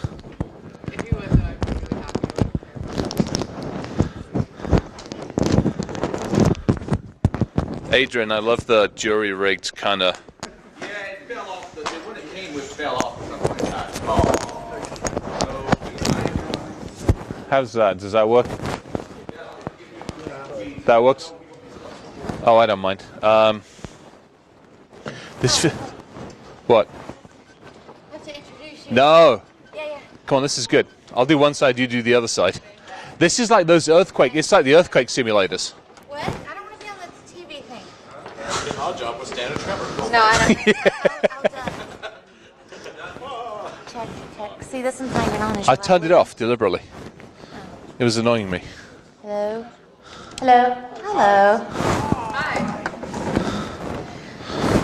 So you're not going to use the mic? No, I'm going to use this thing. I'm going to talk. If you guys can't hear me, walk forward. Sit forward. You can all sit on the floor just here. We have one of those little informal sessions. Of the time the plane flew sideways. No, just kidding. All right, folks. As you're getting settled, I'll introduce Chris Roberts, my friend and a very entertaining speaker, and we're so thankful to have you here with us today. It's fun. Nanotech, weaponizing nanotech. So it's gonna be fun and scary. No, we'll have some fun with it. Super scary. Yes, it's story time with Daddy Chris. Have you guys all heard Chris Roberts speak before? How many of you heard me up at GERCON when we? Okay, so I'll apologize up front for this one. Why isn't it working? What did I do? Did I break it? Not GERCON this year. So GERCON, yeah, just gone. So I did a nanotech one up at GERCON, and then I've done a whole bunch of research since then. But unfortunately, the powers that be, i.e. lawyers, figured out what I was about to talk about. And as of, what day are we on today? Saturday. As of Tuesday, some of the new stuff I've done, I'm not allowed to talk about. But the old stuff, because Adrian thankfully recorded it last year and put it up on the internet, there's nothing they can say about it, apart from yell at me, which is what they normally do anyway. So all the new shit that I can't talk about, which involves hacking even more humans with even more stuff, and being able to take over some of the blood barrier stuff, I definitely can't say anything about the fact that we've done blood barrier work. And what else am I not allowed to talk about? Oh, the cardiovascular system, we can now hack that. So I definitely didn't say that. Allegedly. Are we recording? Yes. Excellent. Evidence item number 2.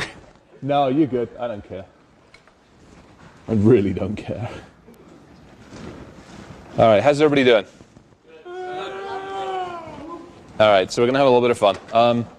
So part of the upside thing that I'm allowed to do with the Acalvio guys is I get to throw the crystal ball out. I'm going to walk and this is going to rattle. I'll apologize now. I get to throw the crystal ball out a little bit further. So I'm not necessarily looking at exploits. I'm not necessarily looking at the stuff that's coming down the line in the next couple of years. I will be perfectly honest, for the most part, I've kind of given up with mainstream humanity. I got asked about passwords the other day, and I said I've given up with everybody. Skynet was right. And this will explain some of it. So before we start, there's always the there's the That projector's doing that. That was fine. No, they're both doing it. What'd you do?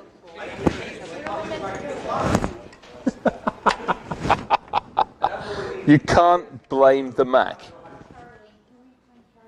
Hang on. Oh, The slides go inside. yeah, Adrian. I unplugged it at this end. No. Yeah. If all those failed. All right, let's see if hang on. All right, yeah, so the mandatory FBI slide, needless to say, we are going to be talking about bunnies, therefore they can now turn off their recorders and they can bugger off. Nice and simple. Standard housekeeping slides. Obviously, huge shout out to our two hosts at the very front here. Please, very much at the end of them, make sure you give them hugs and thanks for all of us being here. If you were at the IoT cookie, we had cookies, kind of, and you could have stolen them. Chester and a couple of the other guys for helping out, FA for helping out set it up. Ask questions. We're going to go through some fun stuff here. We're definitely going to go through some stuff that is not of the normal in the hacking sphere side of things. And you can see the last one, hug a vet. So, on with the talk. We're going to have a little bit of fun with this one. We are going to talk about minions. Part of the reason we're going to talk about minions is several years ago, we stood up and did a whole bunch of other talks. And we want to really talk about those kind of minions. But the backstory is several years ago, did a whole bunch of talks and series of talks on like by land, by sea, by air. And as it's well pointed out, we hacked airplanes, we hacked cars. We hacked pretty much anything that didn't move much faster than us. We hacked the Mars rover, got yelled at for that one. We managed to get it to play, Freddie Mercury plays God Save the Queen for about 30 seconds until they figured out what the hell we were doing. We got yelled at on that one. IoT, all sorts of interesting fun stuff. We got the village going off on that one. So now we decided to go after minions. And we're going to have some fun with this one, because obviously when you decide you want to go after minions and you decide you want to hack humans, there's a little bit of trial and error that's involved. If Hollywood has anything to be believed by, this is where trial and error really ends up. This is the whole Skynet side of things, which, quite honestly, if you look at where technology is taking us, there's an interesting barrier that I think we've actually not just approached, but we've hit pretty much so head-on at full steam when we are starting to blur the lines between what we consider reality and what the machines consider reality. That is not the topic for today, but it is actually an interesting topic for anybody who really, really wants to go down that route. And obviously, we've chosen our friendly cyborg friends for this one, for which it always brings up the same question. For those of you who've watched that movie, which bloody timeline are we actually now on in that movie? For those of you that remember the old stuff, yeah, we have made a lot of mistakes in some cases. But we come down to a couple of simple things when we're looking at hacking humans. There's a few different ways we can do it. We can take the mainstream route, which is endoskeletons and exoskeletons. If we take our friend Mr. Wolverine as a wonderful idea, looks cool when the claws come out, and to some degree you're pretty well bulletproof. But I'd hate to be trying to do up my damn flies when those claws are out as well. It ain't going to be pretty. If you take the exoskeleton on that stuff, nice, fun, and actually from a military standpoint, they're actually doing some pretty amazing development on those things. But downside is they're cumbersome at the moment. They're a pain in the ass to get on. And when they go wrong, all the batteries are run out, all hell breaks loose.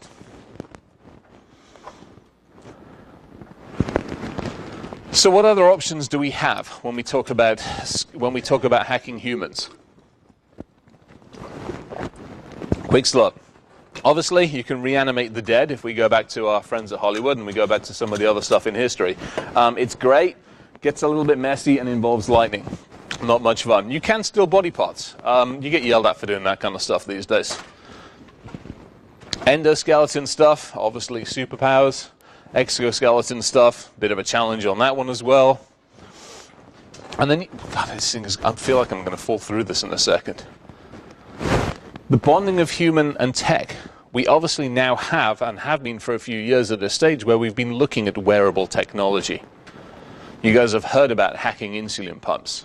You guys have heard about the capability to stop and mess around with heart rate monitors. For those of you that haven't, do a whole bunch of research on healthcare facilities and how they're actually having to deal with near-field communications, wireless communications, and the various other things that are out there. There's some actually interesting stuff that's getting built in. One of the things we were talking out in the village earlier on is the caps that they've now built that are able to actually do analysis on external brainwave. So now, talk about thought reading and talking about the ability to read thoughts.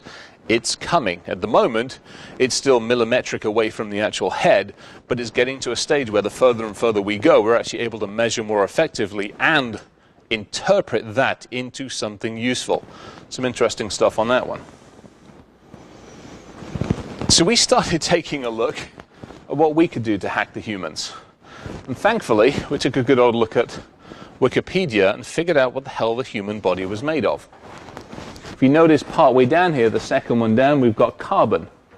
Carbon is a very, very, very useful element when it comes to building technology. We all know it because we use it and we carry it around in our pockets. But if you start breaking it down to the molecular level, you can do some interesting stuff with it.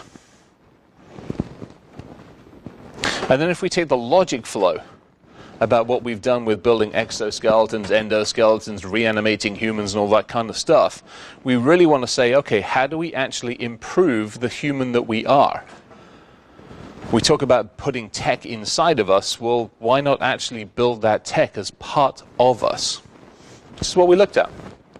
Humans are 18% carbon. Carbon nanotube transistors have been around since about 98. And in essence, if you can control or manage or inject or influence those, we are nothing more than a walking computer.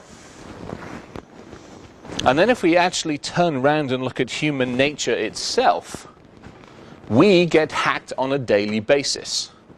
Think about germs. Think about catching a cold. Think about getting something worse than a cold.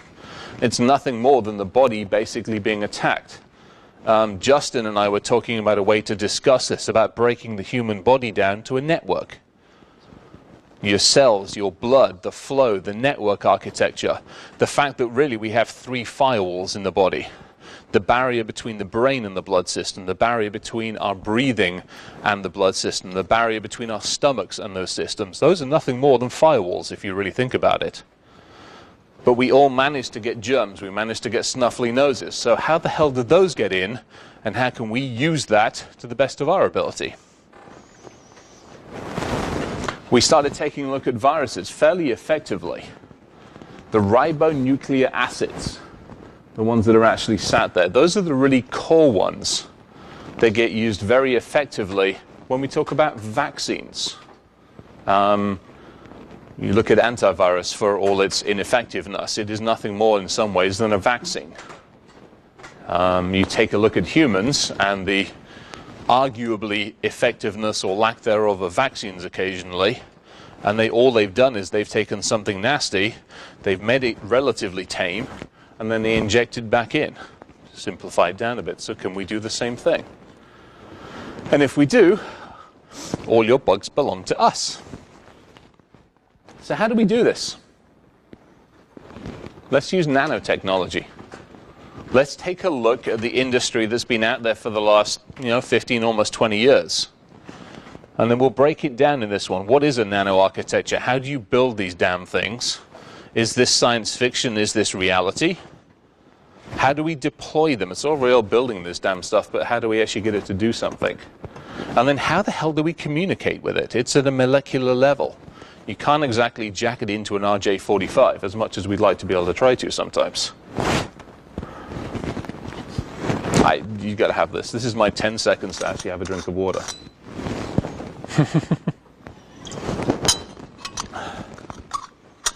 For those of you, by the way, that want to take pictures or want a copy of the slides, hit me up afterwards. I'll make sure. Well, Adrian's videoing the damn thing, for crying out loud. So you can always get it from him. But if you want a copy of the slides, hit me up afterwards. I'm pretty sure I can get a civilized version of these. So, let's start with the simple questions. What is it? How the hell do you build it? How do you program the bloody things? How do you control them? And then, obviously, how the hell do you deploy them? So, nanotechnology. How many of you guys are familiar with nanotech and nanoarchitecture? All right, so we'll have a quick A and B on this kind of thing. I'm keeping it high level. So, 1 nanometer in diameter, about the size of a couple of atoms, give or take a little bit. Strength, really strong bloody things. Hardness, ridiculously hard. Thermal properties, pretty amazing. Make it hot, does one thing. Make it cold, can do something completely different. Influence it with other kinds of electromagnetic fields, and you can get it to do some pretty amazing things, which we'll go through, which is why we're looking at using them. The nice thing about them at this day and age is we can make them into complex systems. Got some nice screenshots of it. These are carbon nanotubes? Yes, I got some slides in a second. Look, carbon nanotubes. Growing carbon nanotubes. So the nice thing about them these days is, exactly to Frank's point, it isn't just a single molecule of a carbon, a nanotech, and basically a carbon molecule. You can grow them into tubes which, if you look at this top left-hand side, is a carbon nanotube farm. Now, back in '98, all the way to the early 2000s, building these things was very complex and pretty bloody expensive. And, as you can imagine, they're a pain in the ass to try and manage and to deal with. Well, for the last 15 plus years, we've been making it easier, cheaper, and simpler. And if you look at the size and the scale of those damn things, they're pretty small. And if you look at the architecture as to what you can build with them, you can do some pretty interesting things. Let's separate fact from fiction on this one, which is kind of a fun thing to do. The nanobot in this realm, not the realm of science fiction, and what was that, G.I. Joe? Where the nanobot, I mean, they ate Paris, which is never a bad thing to do. Yeah, we'll nail a few of these. Big Hero 5 and the carbon-based nanotech, yeah, we're not quite there yet. The same thing with Honey, I Shrunk the Bloody Kids. Yeah, well, that doesn't happen quite the same way either. Transcendence was an interesting one. We're actually, what, 5-10 years away from being able to upload consciousness?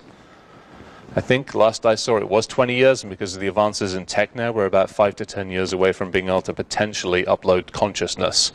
So that really makes life interesting. And I'm looking forward to that, to be perfectly honest. Number one, I'm getting old and grey. And number two, I am so looking forward to screwing around with people. I mean, talk about ghosting the machine at that point in time. So, how do we build them? Modified DNA structures on this one. So the whole concept here is you can build a carbon nanotube farm. Then you've got to actually implant them. Then you've got to actually architect and build them onto something. We've got a couple of structures in a few more slides' time. What you can do, and what they're actually doing now, is they're adhering, or adhesively adhering, whichever way you want to look at it, making the two molecules attract of carbon nanotecture, carbon nanoarchitecture, and those nasty things like avian bird flu. So now I'm able to actually have a transport mechanism, avian bird flu, which can break the blood barrier. And I've also got carbon architecture, which can do similar things under certain circumstances. The bacterial base. So I can basically use the microorganisms that we allow into our body now as nothing more than my platform to move my architecture in and out. Same thing we do on a network.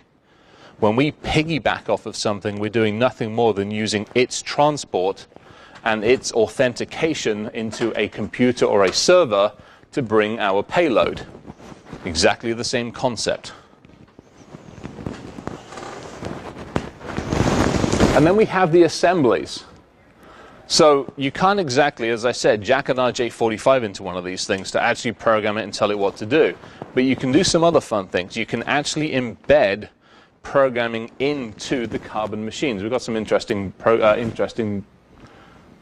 slides in the next couple of slides on this one. How far along are we? This was actually taken under a, basically as it says, EPFL's laboratory took these images from carbon machines, carbon nanotube machines. So now you're teaching the machines how to do basic math, how to do basic English, how to do basic, I don't know, assembler language. You're also teaching the machines from our standpoint to take what we consider a language and accept it in an electromagnetic frequency. So how do I go from our world into the molecular world? I embed it in a wave. It gets absorbed, it gets accepted, and now I've managed to program something. Depending upon how you build your carbon nanotube machines depends upon what you can do with them.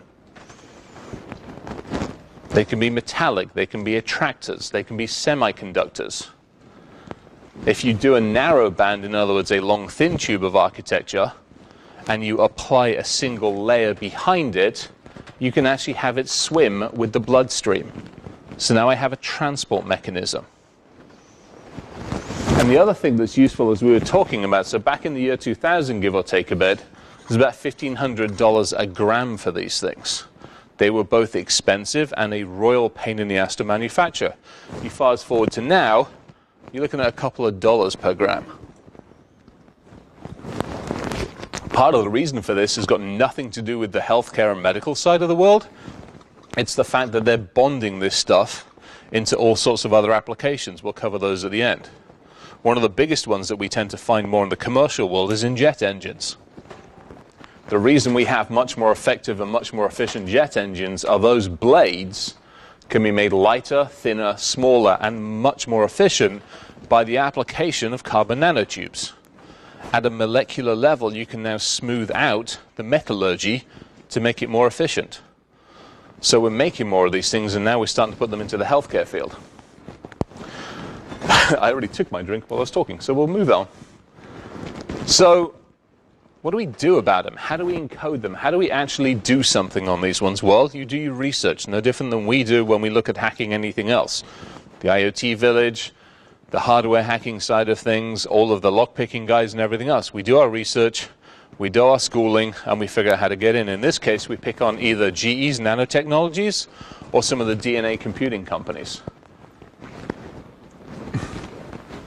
The nice thing about DNA, as it says on that, it has an amazing storage capacity, and you can do both molecular level and component level. So you can blend the human stuff that we need to get through those blood barriers and the electronics that we want to deliver our payloads.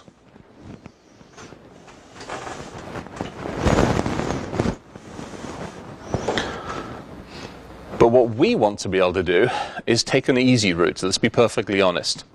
Rather than actually having to build an application, we'll wait for the healthcare mentality to build it for us, and then we'll just piggyback off of it and see what we can do, which is where we look at hacking the code. And there's a couple of different capable logs on it, and you guys can do the research on this one. There's a language, Verilog, which actually goes through and describes a circuit function.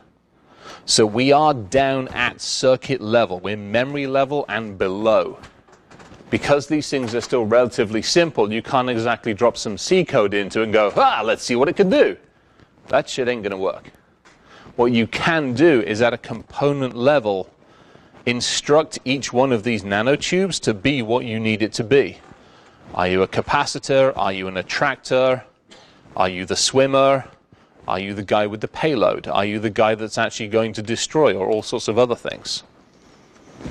Now, the nice thing about it, I've got a couple of screenshots in this one, is that we can actually put a constraining file in place. So we can do all of the coding and the programming that we need in a language in a way that we understand. Some screenshots on it. Cello actually has a really, really nice way of laying this out. Again, if you are interested in this, do a little bit of research on it. It's kind of fun. Set of algorithms, Verilog text. Cello designs a circuit, draws up the circuit, and then you've got to figure out how to actually get it into something. I love this one.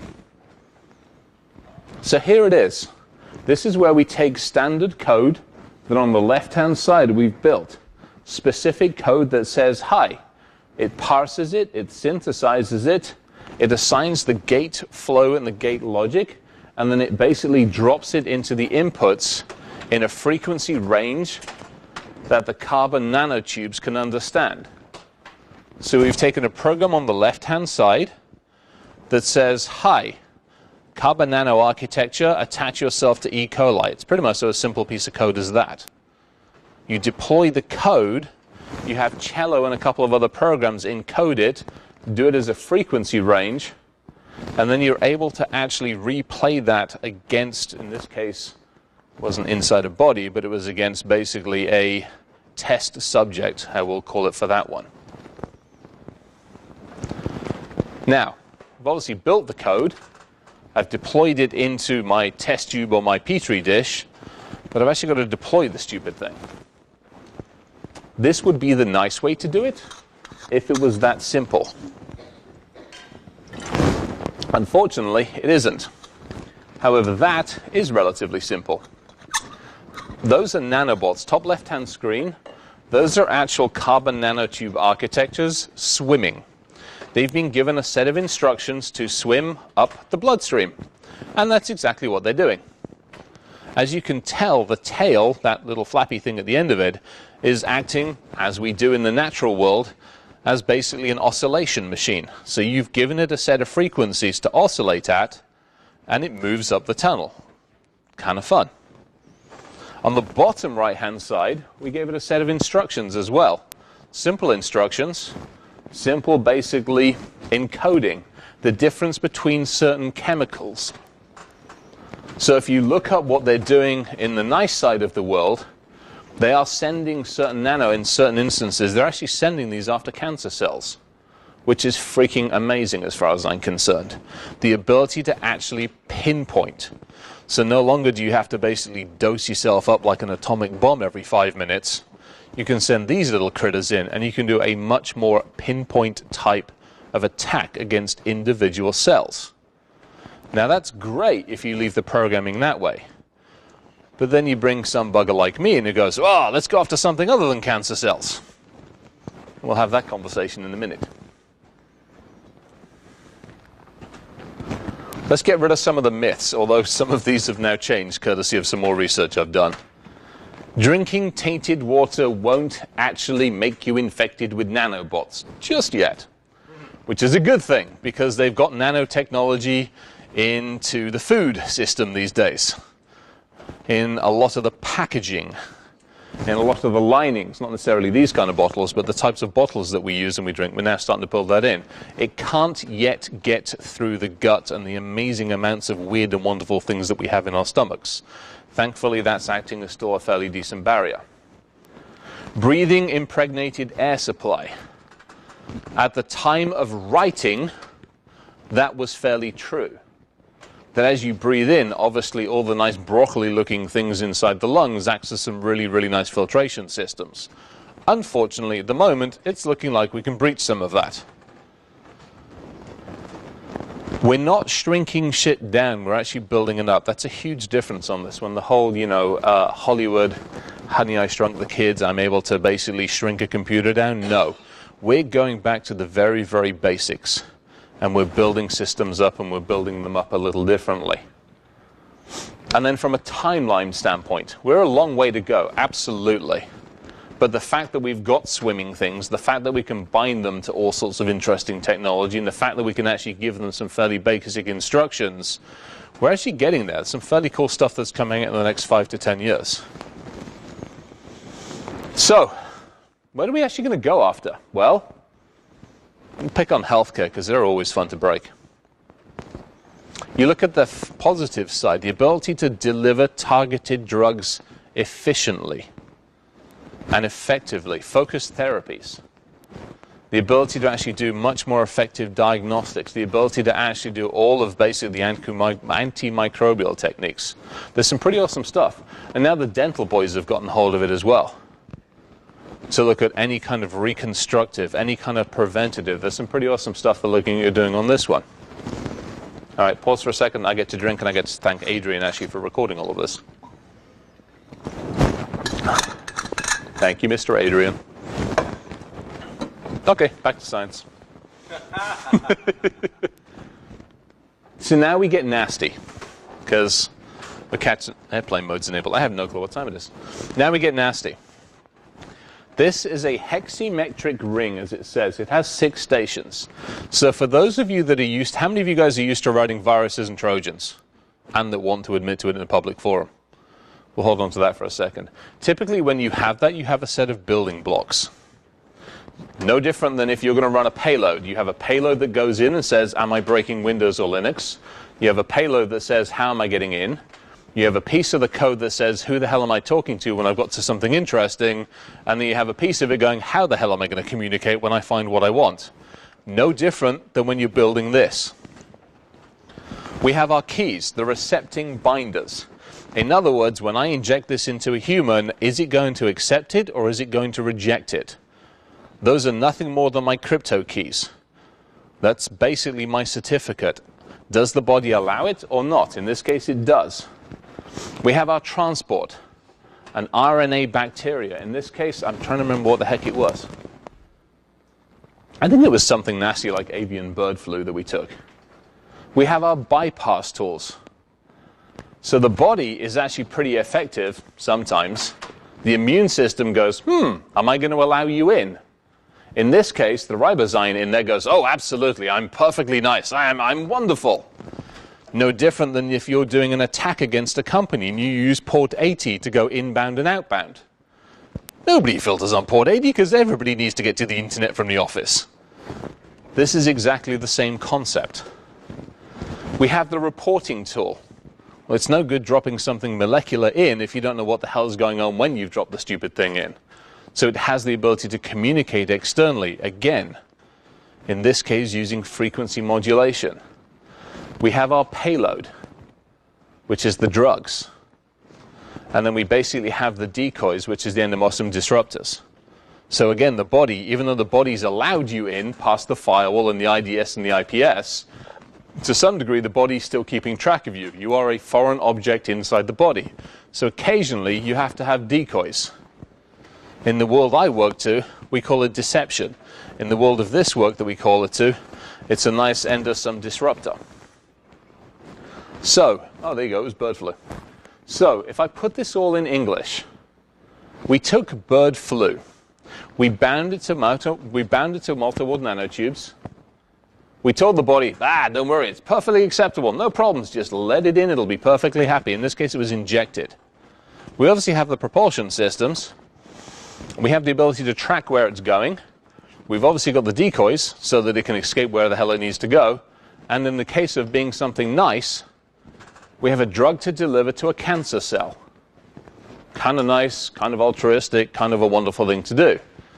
But if you're somebody like us occasionally, you go, hey, if I change the frequency, and I change the frequency modulation, which means I can adjust the programming, I can send it to basically go after red blood cells instead. So I kill all of your red blood cells in your body. Nice little thing to do.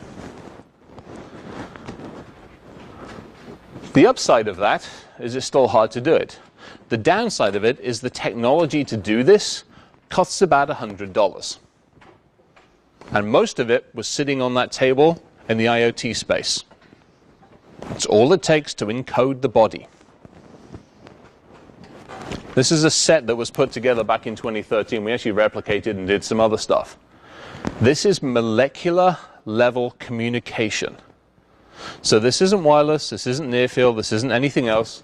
This is basically communicating, in this case, using smell molecules. So at a molecular level, you're able to encode, well, if you really want to be blunt about it, you can encode whatever the hell you want to smell.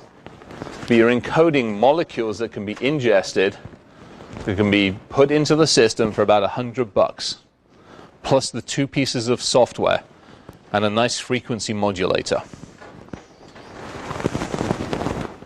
So what do we do about it? Well, do some research. If you guys are interested in this stuff, again, this is kind of crystal ballish because we're 5-10 years out to some of this stuff, but some of it, as you can see, we've had some fun with doing already. Research the institutes. Do a whole bunch of looking on this one.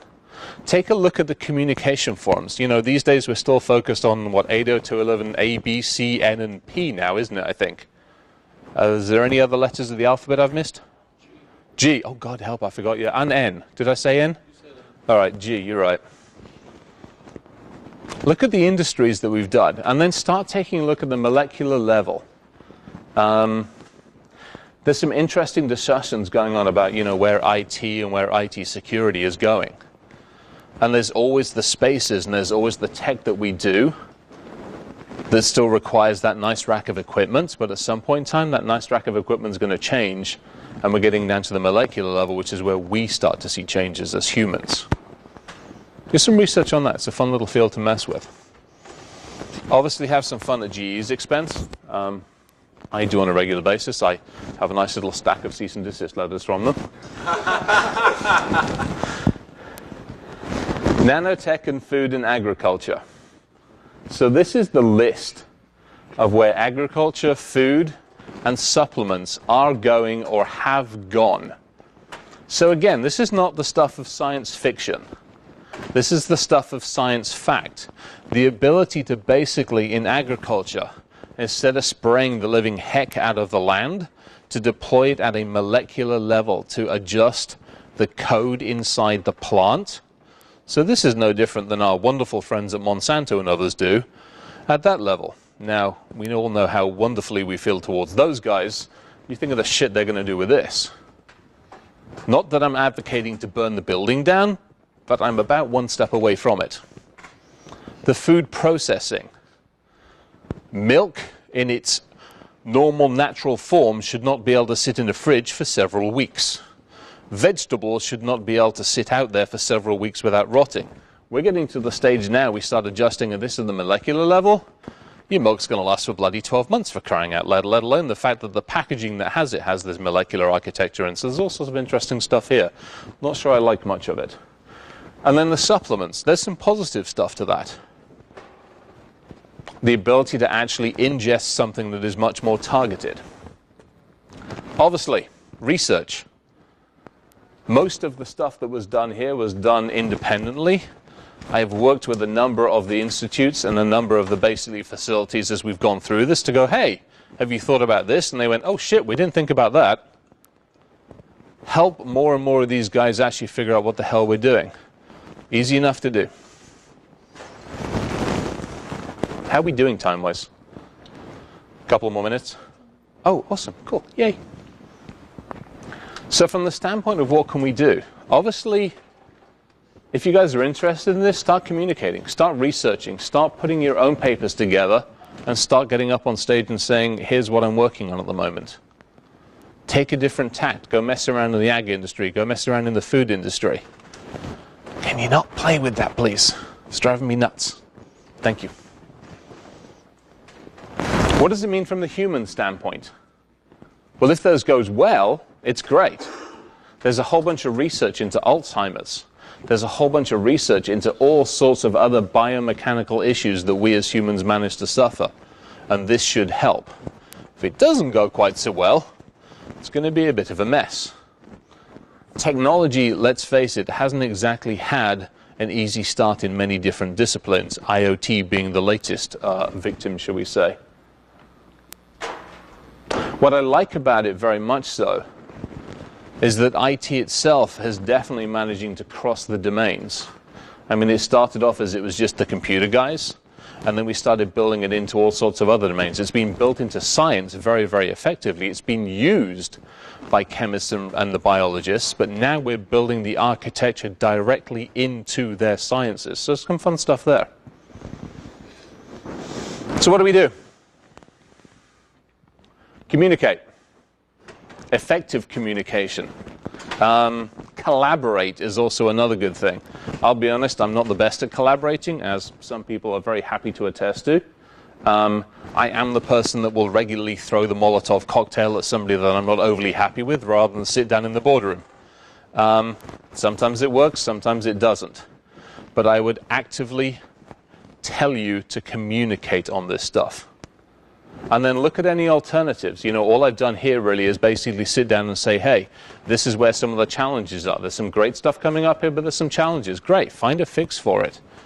Do you build some kind of vaccination architecture? Do you think some kind of deceptive tech in it? And then how do we address it? How do we actually communicate with more and more of the research facilities? Again, get engaged. How do we educate them? How do we work with them? Or do we just hack the human and see what happens? Because obviously, that is always the fun part. So this is actually a construct that somebody is putting together for how to actually build the nanotube architectures. One of the interesting stuff they're looking at doing is gallstones and various other things. So you build these things into a swarm technology. You have ones which guide, you have ones which manipulate, and then there are ones that they're building that have frequency generators. So as it gets closer to its target, it's able to generate the frequency to break up the damn gallstone. Some pretty cool stuff. But again, if it can break a gallstone, it can do all sorts of other nasty, nefarious things in the body if somebody like me gets hold of the code. That'd be huge for like stroke patients and aneurysms. Oh, I mean, it's great. I mean, the upside of this stuff is phenomenal. But my biggest challenge is, like a lot of other stuff that we seem to have done in the last, 20, 30 years, we've been messing extensively with computers, is it feels, again, like we're charging in blindly. We're looking at the positive stuff, which isn't a problem at all, but we're tending to forget all the negative side. Not necessarily negative side of it, all of the... Yeah, there we go. Perfect way of putting it. All the unintended... Yeah. which is no different than we've done with so much other stuff. I mean, the ability for insulin pumps to be carried around by people is amazing. But then the fact that we leave the bloody things wide ass open to attack is a huge unintended consequence. Until some bugger goes, hey, look what I can do, and somebody goes, gadunk. Not pretty. It'd be nice not to have that happen in this instance. Because the best case is pretty freaking awesome. The ability to target. The ability to mess around with blood clots. I mean, you look at how many patients come out of surgery, will then suffer or have suffered blood clots or wherever else like that. I took a nasty fall. I was in Barcelona last week. Took a nasty fall in Barcelona and managed to knock myself out for about 30 seconds. It was quite fun. Came to and there's some nice men in orange poking and prodding me to make sure I was still focusing around. I've now been told I'm not allowed to bounce around. There's some weird shit going on up here. So it'd be nice to actually get whopped with one of these things and go, woohoo, I'm all good. But at the same time, knowing me, I'd be sitting there going, hey, what can I do with myself? Yeah, it ain't pretty, let's face it, it's me. Parasite removal, neuron removal, I mean, there's all sorts of crazy shit that's positive. And then you also take another step further. You know, how many of us think in 10 or 15 years' time when your telephone rings that you will actually pick it up with a hand and answer it? Or at what stage are we going to be at where it's either embedded tech or the tech has got to such a stage where it's on a lens inside our eye or it's a direct neural feed? Amazing capabilities, especially if we start looking at the ability to build it out this way. But the consequences of a room full of us going, hey, look at what we can do to this shit, is slightly terrifying. So how do we get ahead of this game? How do we educate and how do we get people to communicate effectively on this one? Because the worst case scenario gets really freaking nasty. Now, there are some arguments as to our current state of government as to whether something like this would be an effective change in policy, shall we say. And the fact that we all sit behind skiffs. I mean, those of us that have worked in those kind of facilities, it's like, nice big, not necessarily metal box, but we'll use some nice big metal box, all the shit get left outside and the human walks inside. Well, now the human is nothing more than a walking USB stick at the end of the day. We've done research with cockroaches. We can actually store 50 gig on a cockroach. It's freaking amazing. And if you build near-field communication into a cockroach and deploy them into a data center, good luck securing that shit. Last time we tried it, we walked out with 450 gigs worth of data. So this is no longer science fiction. Yeah, we actually dropped 20 in and we got 450 gigs worth of data out. It was like, woohoo! The biggest challenge for me, and this is not a US-centric thing, this is a very much global-centric thing, is we will weaponize this. We are amazingly good at shooting ourselves in the foot as not just a society, but as a human race, which is why part of me has given up on humans, to be perfectly honest. Because we'll go, hey, look at what we can do with this, and then we'll lose control of it. Because a nuclear weapon, which we also lose those things, this shit's small. You know, there's lots of them. I don't have hair on my head, let's face it. There's lots of them that fit on a human hair. We can't find nuclear weapons. How the hell are we going to keep control of this shit? Now, the interesting is, as technology gains an upper hand, there is an interesting argument to say, not a bad thing. I'd love to have those debates. Those are fun debates to have. And then we start taking a look at how our evolution goes. Where do we go? Do we now go more to a carbon-based architecture? Interesting stuff on that one.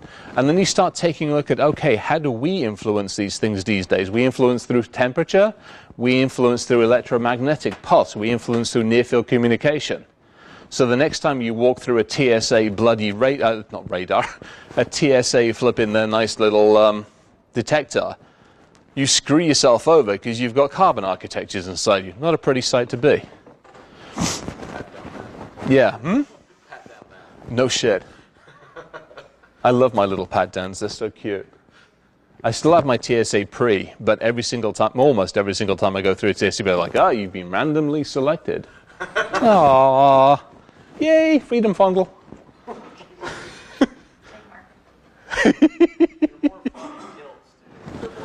They are fun in kilts. I've done that a few times. There are some very confused looks on their faces, bless them.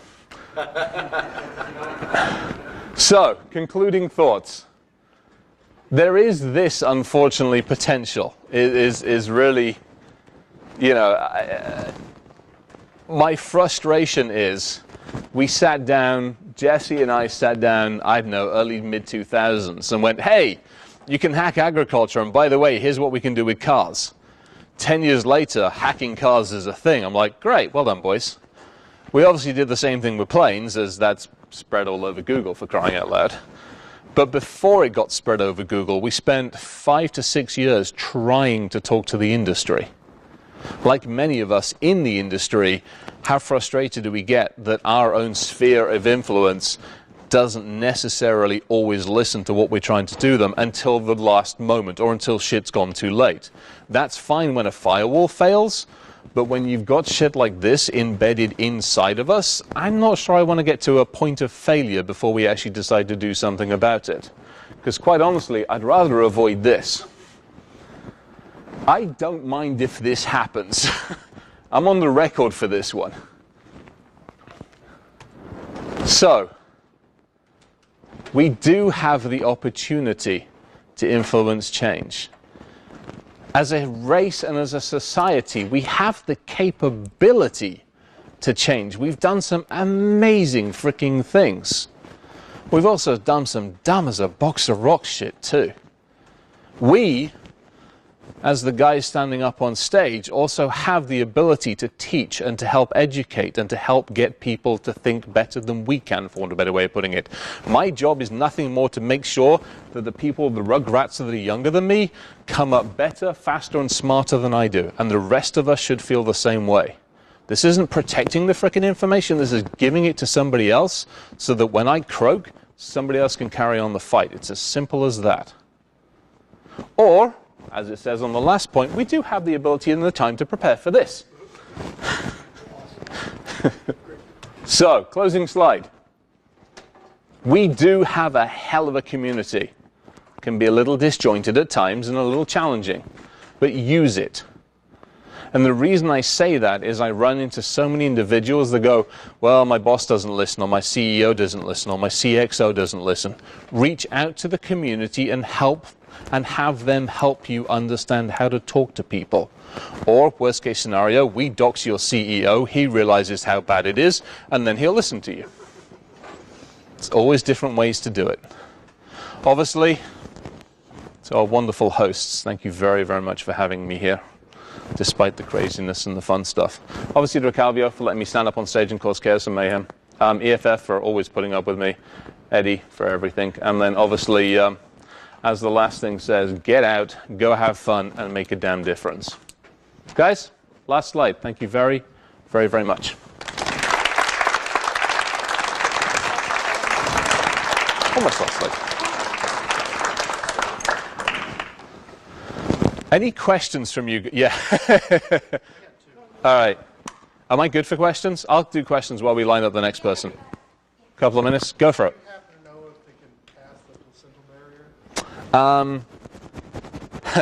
Good question. Oh, I know exactly what, I know exactly where you're going on that one. I haven't done the studies on it. I have done enough research to say that they are working towards being able to influence that, yes. But at the moment, my understanding is no. Can they self-replicate, or is it going to be manufactured on the outside? Manufactured on the outside at the moment. From a self-replication standpoint, you actually can build a nano. So there is the ability to build what's known as a nano factory inside. So a nano factory takes natural carbon, also takes the carbon that you can inject in. So it will take raw material, basically, and it will actually build the nanotubes. And they're getting to a stage, they're building the technology to get to a stage where it can literally be a self-replicating system. But it takes the carbon out of it that's in there.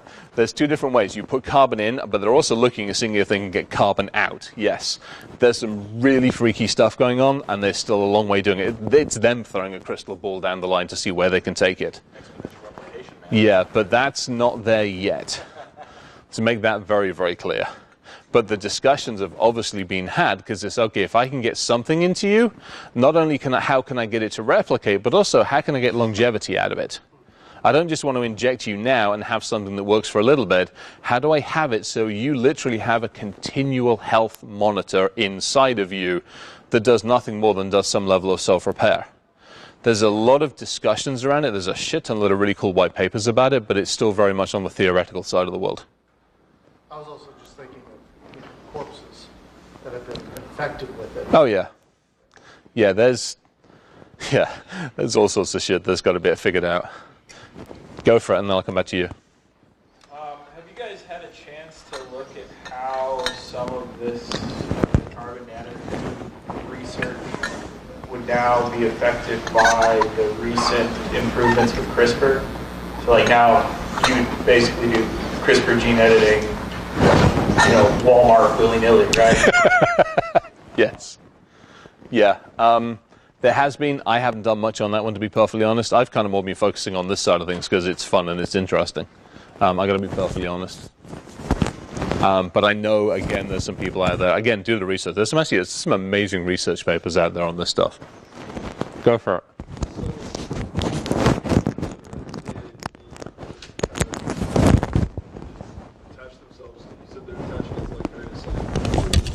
So anything that's really, really nasty and good to self-population. So if you look at vaccines, if you look at how some of the vaccines are deployed, they're taking that same methodology, yes.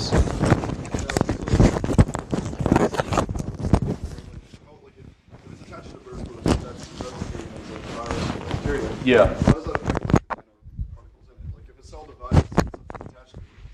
So there's no division inside that cell. Once it's actually there, it's there. There's no division inside the cell. So once they've basically, done the petri dish creation of that, what the hell am I doing here? Once they've done the petri dish creation of that, it stays as a static. One cell equals 1 set nanoseconds. There's no self-replication. Again, they're looking at what they can do and how they could do something in the future. So no, it's definitely not a scatter approach.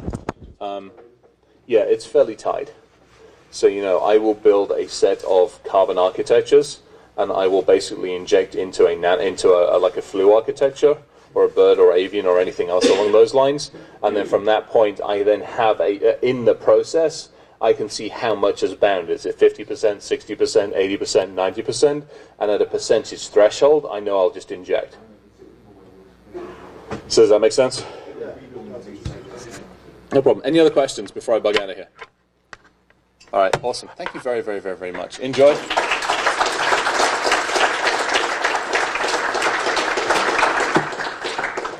Hopefully that was fun.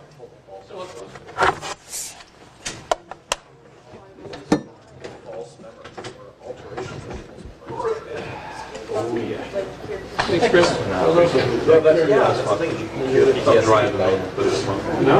Taking care of that, but then you could also false memory. Politicians said.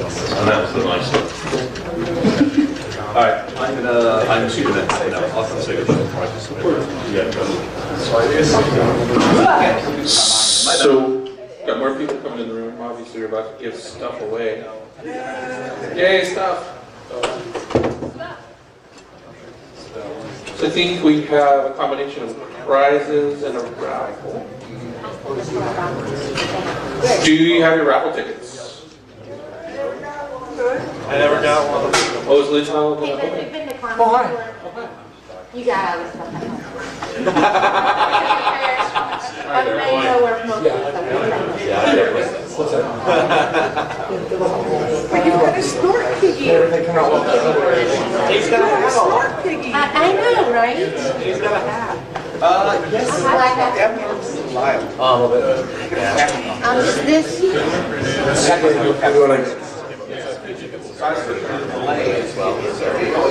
It's like 2 sets of 2, so 2 separate sets. Do you want to read off? Yeah. If you want to, but We'll do that in big press. Hello. Oh my God. What did you do? Why is this so loud? Hello, friends. Why do you say it was me? Chris handed it to me.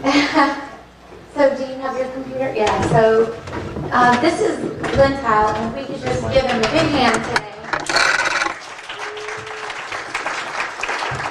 He did a lot of work for us on the CTF today, and we really appreciate it. And we hope that, how many first-time CTF players did we have today? For the first time? That's fantastic. Okay. Great. I guess you're not planning on recording this? I'm not me, but... Yeah, you don't need to.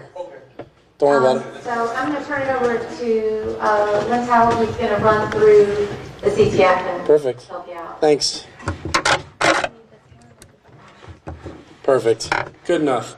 Hi, everybody. Thank you for the ones who did participate in the CTF.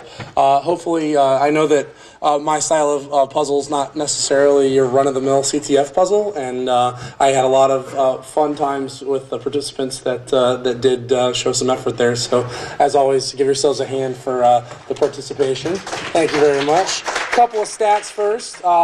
There were 1,760 points available. We had 29 teams that actually showed up and did something, 55 that were registered. 15 of the teams actually solved a challenge which was worth equal to or more than 100 points. So anything that wasn't a trivial challenge, so that's actually pretty good. 65 individual flags were taken. So without further ado, let's go to the winners. In third place, we have Cyber Monkeys. Actually, I'm going to go backwards. Never mind, because we have 3 prizes that are from Hack 5. We've got a Wi-Fi pineapple, a land turtle, and a rubber ducky. And in first place, they get their choice of the 3, and that is team. So come up here and grab your prize. Give them a hand. And sorry if I didn't pronounce that correctly. Hey, didn't break the scoreboard, so we're going to call it a win. Yeah, they want the pineapple. They want the pineapple. All right. And in second place, we have the Anti-Cyber Squad. Yeah. All right. Give them a hand. Rubber ducky. Rubber ducky. Take that home and definitely don't pwn anything at Purdue, okay? Perfect. Excellent. And then third place, Cyber Monkeys. Cyber Monkeys, come up and grab your... All right. Excellent. Land turtle. Popping shells.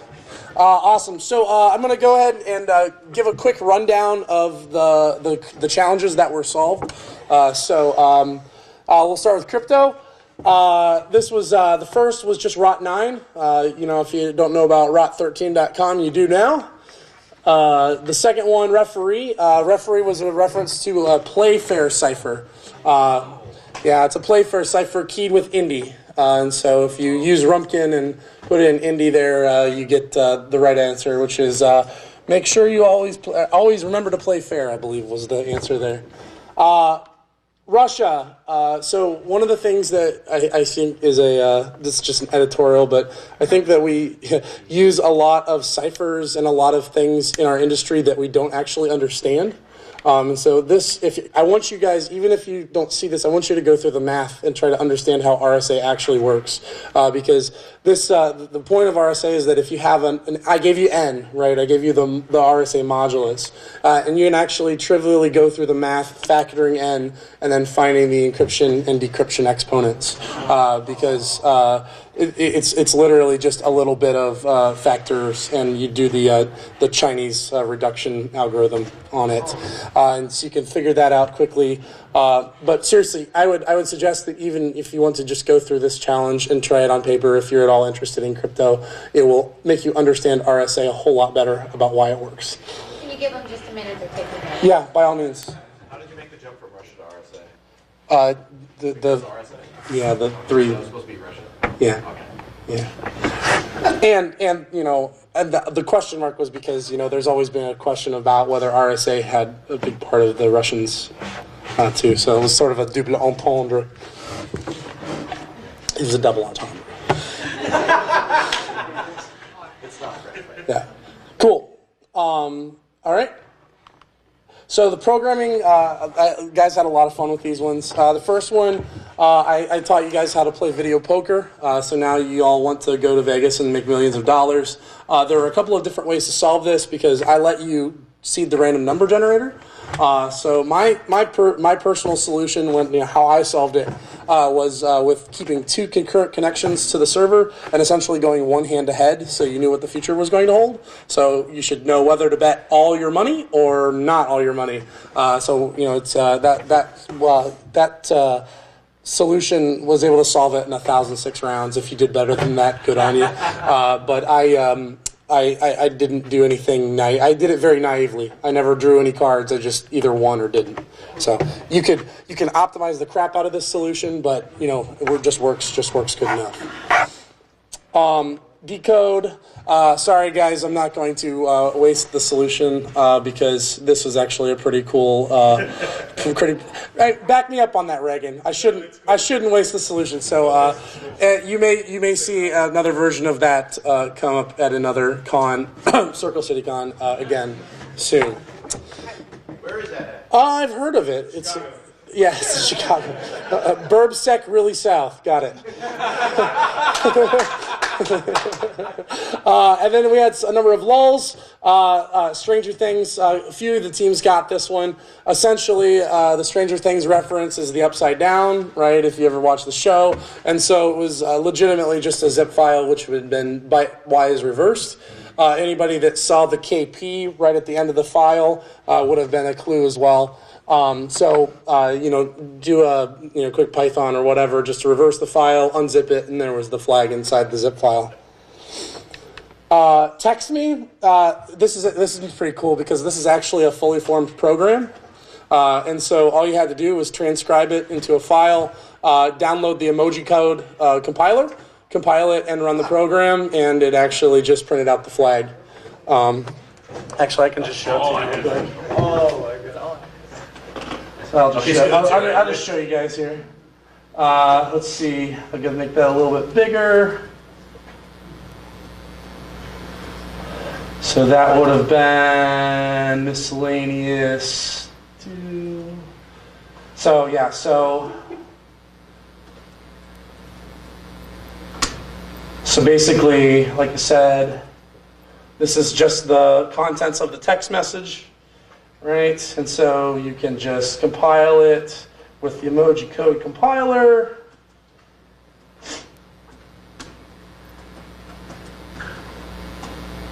Which puts it into emoji code bit code, and then you can see the flag there. So yeah, so it's a very interesting little thing, and thank you emoji for ruining programming language. And of course I can't. Cool. Oh, that was cool. Pretty excited about what happened there. What did we learn? Good job. Oh, cool. My computer restarted because of a problem. I don't know who it was, but screw you guys. Thank you, emojis, for ruining her.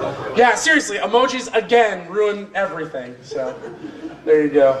HDMI port What's the correct emoji? will cause a KP if you're like mid input. Yeah, I guess I'm just the worst. It wasn't me.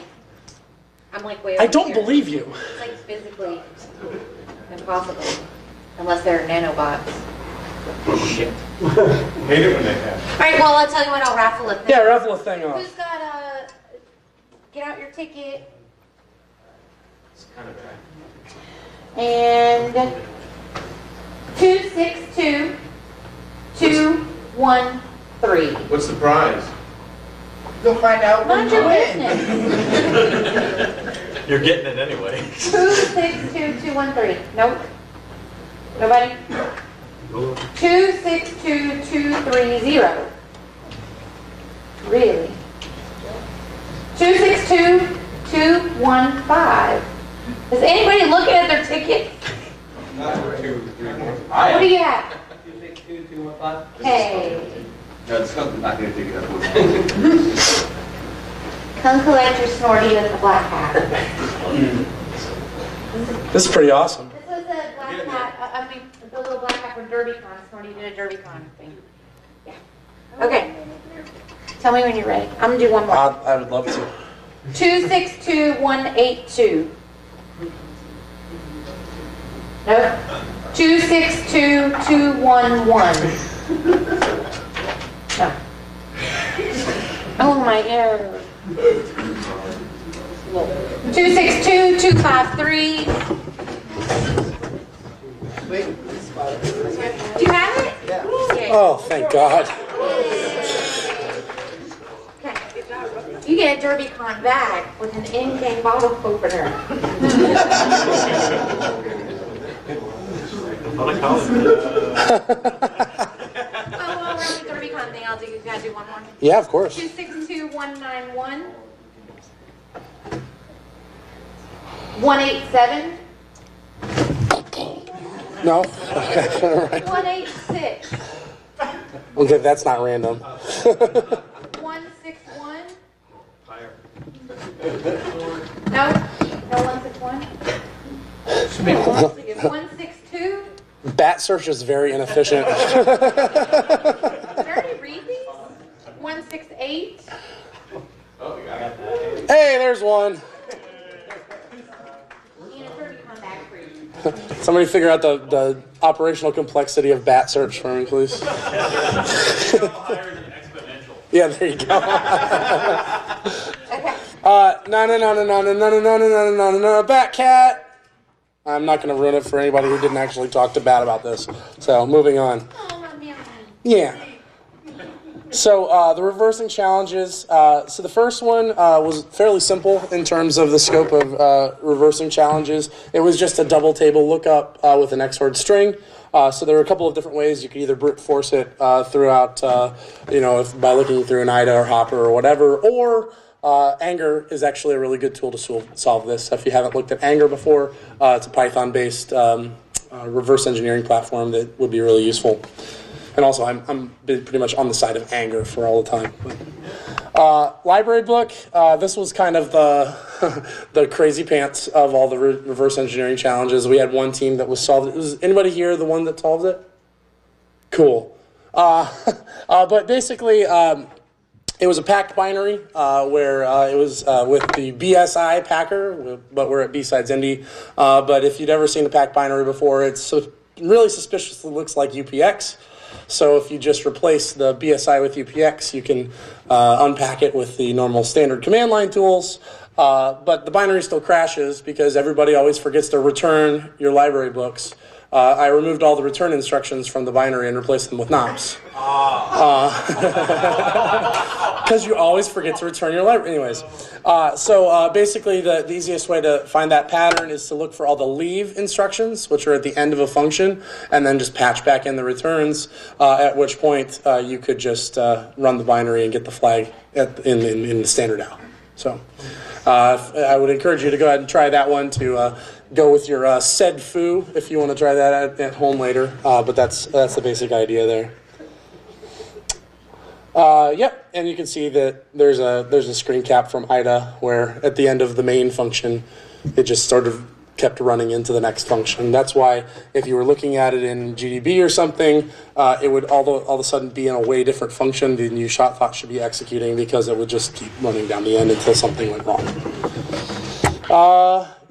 That's it. So any other questions about this? I know a couple of you solved the box problems there. So big hand to Reed for bringing those in for us.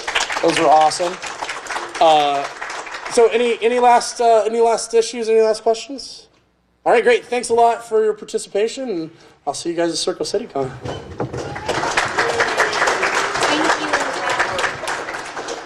Okay, have a couple more prizes. 262206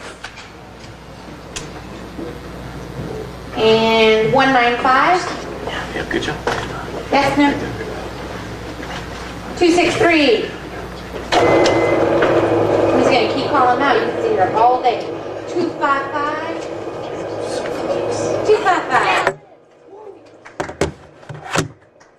255. So this is a bag of stickers. We have Tim here. Yeah.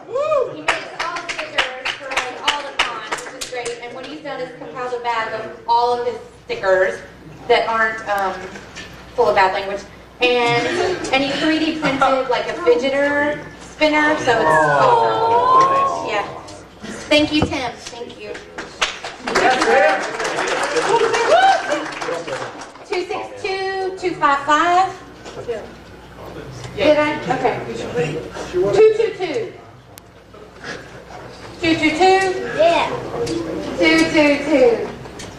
Just get ready for that. Okay, well, I just feel like the ball cap is like a Dave, will you talk to the folks about prize 222?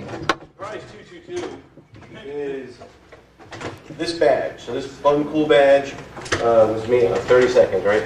So it's a Arduino Mini Pro. So you can go in there. It's fully hackable. You can wear it. If you take it to another conference, did you win this? Yes. Oh, good. So if I catch you wearing this at another con, I'll have another secret prize for you. Oh, it's fully hackable Arduino, a lot of fun. And final thing, it has a default message scrolling. And if you still have the default message scrolling, somebody else gets the prize. Thank you, Dave. You're welcome. Thanks, Albert. Thank you. 218. How's that both of you? No, so I lost this, but then I found it. What are you? This is 218. It's like one in public right at the beginning. I thought I lost it. Validation. Okay, so you weren't paying attention. So alien ball cap with a drink holder that you can put your Pepsi in. Thanks to Alien Ball for the donation. Yes. And Franklin, are you in the room? Could you come talk about this prize for 30 seconds? Oh, it's in a plastic bag. Okay, I have this. No, you didn't. We traded out because it didn't fit. I did not have this in a hard case. So this is the kit that we use for Friday. What's in here is basically an ESP8266 chip that is going to help you enable your the Internet of Things in your life. The chip is kind of breakout that they call Node MCU 1.0, and you can code it with Lua, or you can code it with the Arduino IDE. I just saw Paul somewhere. Okay, so this is really cool. We had a project on Friday where we were going to do some menus and have an up, down, left, right button. And Paul actually took and made a Wi-Fi scanner out of one of these. So these are very versatile kits that you can hook to Mosquito Daemon or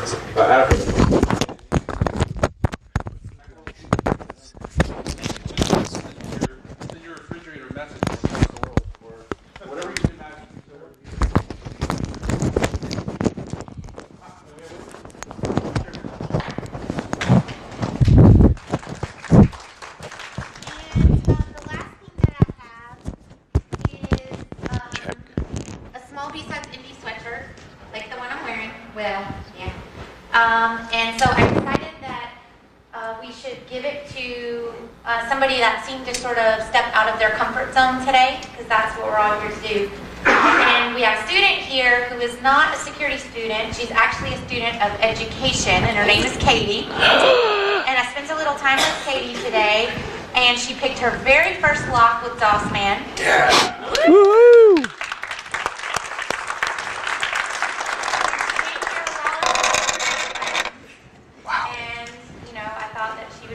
But she really came out of her comfort zone. So I think that's what it's all about. The way that our community can kind of grow is if we reach outside of ourselves into other areas.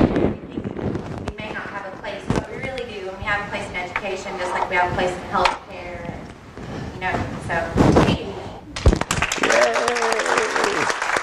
Awesome.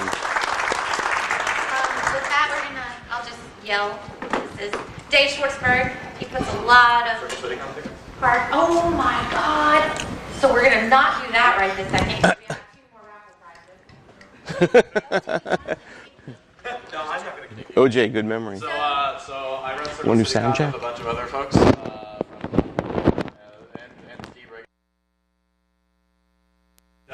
So it's going to be June 9th through the 11th at the Sheraton, which we're kind of downtown. And so we hope to see you there. Lintile's going to be doing CTO. We'll have talk tracks. We're going to have free trainings. CFP just closed, so we'll have those trainings posted here soon. So please be sure to sign up as soon as you can. And I think there will be like a little charge to reserve your seat. But if you come day of, there's seats available. You can sit your duff down and start hacking. I'm going to give 2 sets of 2 tickets away, so that you can bring a friend or someone who's not a friend. You just go, here you go. Or you can sell them online like this. That's what, a $300 value? Each pack is around a $300 value when you buy a ticket at the door. So The ticket gets you into the training also? The tickets can get you into trainings day of, but you basically, if you have a ticket, you can purchase the $5 training fee to reserve your seat. You know, we want to make sure you're going to be there, not just go, oh yeah, I'll go to that, and then never show up. Wait, trainings are only $5? $5. Yeah. The reserve seat. Outstanding. Yeah, and I mean, some of this is reverse engineering and forensics. Some of the stuff you do in the CTF that you've been doing. So if you want to learn how to do some of that, some of them, I think you even taught leadership through Legos once. I did. Good stuff like that. Jack Daniel once mixed drinks and ranted about security, I'm sure. So a lot of fun different types of trainings, from soft skills all the way up to really hardcore stuff that we all love doing. And some hard work. So welcome anyone to come to Circle City Con. But OJ, thank you so much. Yeah, That's so generous. Thanks. Thank you, guys. So, look at your tickets, and here we go. 262241. I won. you're not allowed. 262207. This is for 2 tickets, right? Yeah, this is for 2 tickets, and then there'll be another drawing. Okay, 262270. Oh, there you go. Dan the man.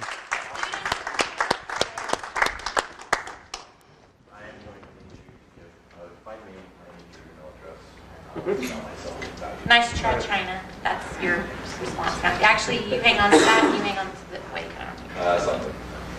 Which one is that? 27. Yeah, 27. Okay, you keep that. Thank you. Good. Okay. Oh man, this is so stressful.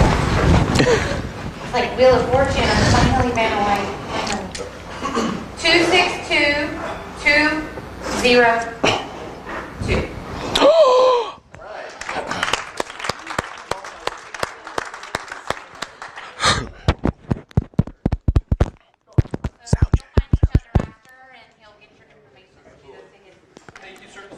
All right, guys. Well, just when we thought it was over. It's me. BSides Las Vegas has just made an incredibly generous donation. No kidding. And I'd like Banshee to just come say it because I just can't. Oh, it's you. Cry, so. It's not me. It's you. Very cool. Hey guys, ladies, gentlemen. Yep. So BSides Vegas has this, we do a donor drive every year. We don't charge entry. One of the packages is a Rock Plus package, which is basically a badge, a t-shirt, and meal tickets, 4 meal tickets for the event. So you don't have to worry about buying food because Vegas is expensive. We're also going to throw in 2 nights of hotel. Oh, wow. So all you have That's cool. Wow. That's really cool. That's amazing. Thank you. That's really cool.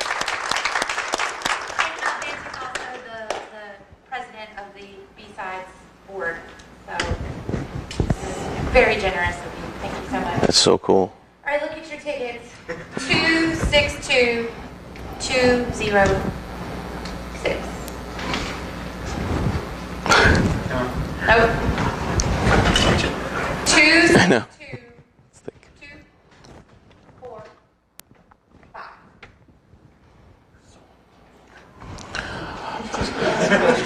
262275. How about plus or minus 5 on the? Plus or minus 5. 262238. Oh, come on. Oh my God! Isn't this the youngest attendee? Nice.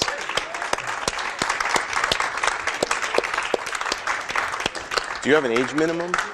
Oh, okay. Good job, James. Yeah, all right. Yeah? Okay. I need you to email me in the next 48 hours with your contact info, okay? Going to Vegas, baby. Nice win. Very cool. That's awesome. Wow. All right, without further ado, our closing keynote Thank you. speaker, Dave Schwartzberg. Thank you, Bat. Recording? Sound check? Sounds good? So, BSides Indy, pretty badass, huh? Did you guys have a great time or what? A lot of fun. A lot of fun. We had a great time. So, today's talk is kind of had the theme of last year. There was an election. Somebody had a certain campaign slogan, so we kind of took it from this. And this talk originally was created with Chris Sistrunk and myself. So there's still going to be references to Chris, but he'll be here in memory, and like an imaginary Chris will be here, but I'll be playing him. So first quick introduction. You guys know me as Dave Heel Schwartzberg. There's my Twitter handle. I work for Mobile Iron and work in mobile security, but also helped create Hack for Kids back in 2014. And there's going to be some additional references to that. But everybody who's running on a campaign needs to have a slogan. So mine is, no child's email is left behind. They should all have their own server. So now I'll be acting in the part of Chris. Chris Sistrunk, he's a consultant, big SCADA guy, ICS, over at FireEye, formerly Mandiant, and also one of the organizer for BSides Jackson. And his slogan is, we're going to build a firewall. I'm going to make IT pay for it. Make SCADA great again. Tried to do my best, Chris, there.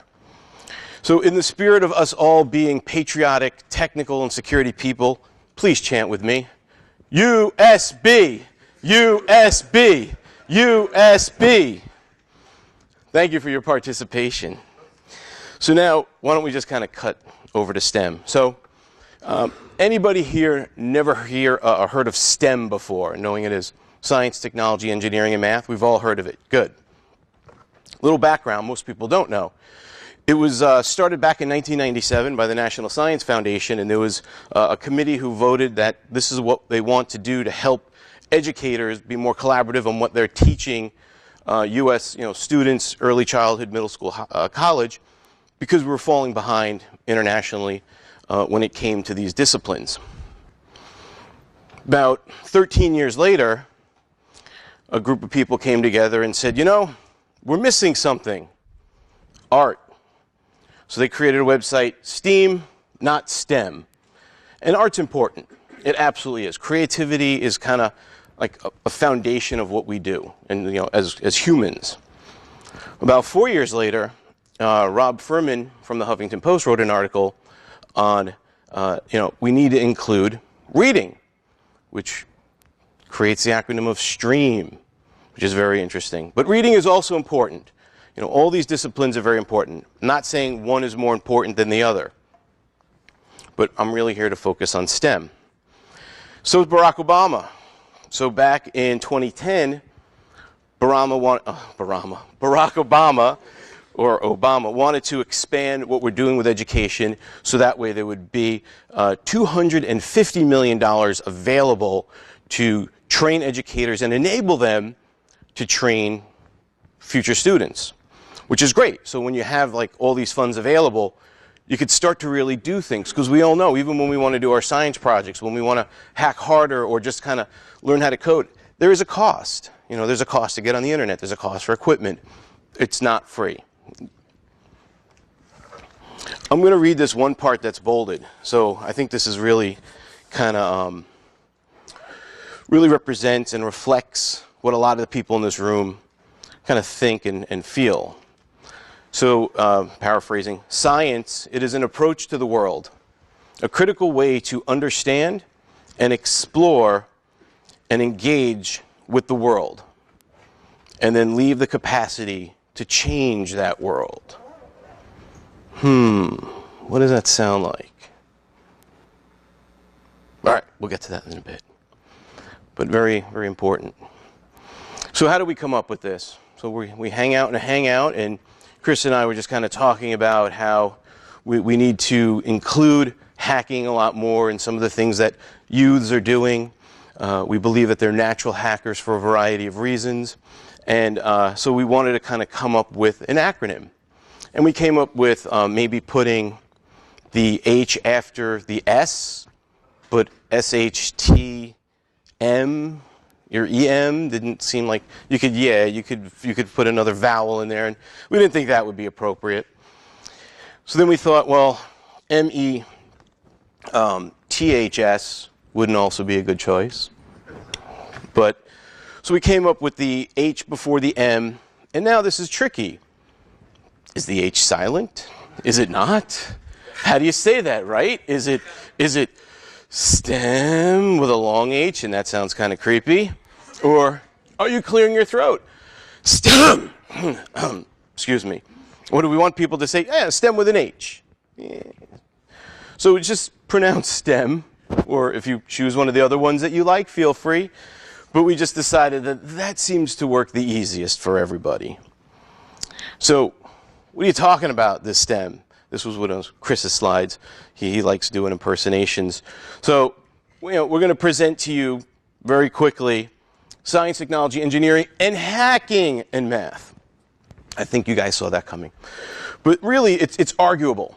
I've heard some arguments saying, well, you got all these other STEM disciplines, and hacking is different. It's not exactly the same approach as what you're doing with science, technology, engineering, and math. So it really doesn't belong. I mean, does anybody agree or disagree? I mean, we can be controversial about it, right? Maybe. But when you look at just, for example, science and math, what are they?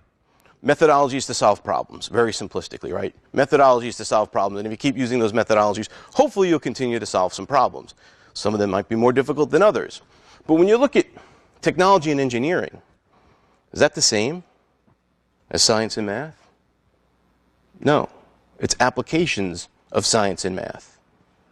And what's hacking? Applications of STEM. Make sense? So what you're doing as a hacker, you have a process, you have a methodology. Sometimes you're making that up as you go along. But you're using that methodology to expand what you know about those other 4 disciplines. Make sense? Agree? Disagree? I'm open for comment. Okay. It's a nice response. Thank you for being kind. But if you seriously want to talk about that later, absolutely open for discussion. Because I don't want to stand behind something that I believe and Chris feels the same way and strongly about, and if we're wrong, or if there's a way that we can make it righter, then I'd like to do that. Well, in the words of Russell Ackoff, the famous economist, doing things righter.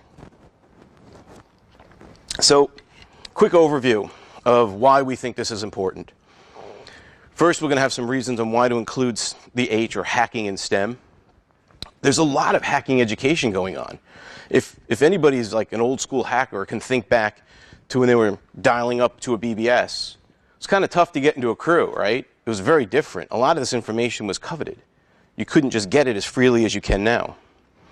Got some case studies, and I want to talk about some challenges, going forward.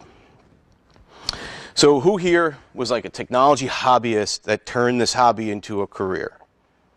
Just a lot of you? Some of you still unsure? Right. The majority of the room. No different. I can go back to my TRS-80 Model 3, which I still have in my garage, or my my Apple IIe knockoff called the Laser 128, which broke the moment I opened it up. So, c'est la vie. But we started putzing around with the different equipment, software, hardware, what have you. We would try to find some of that secret knowledge and things like the special cookbook that's out there.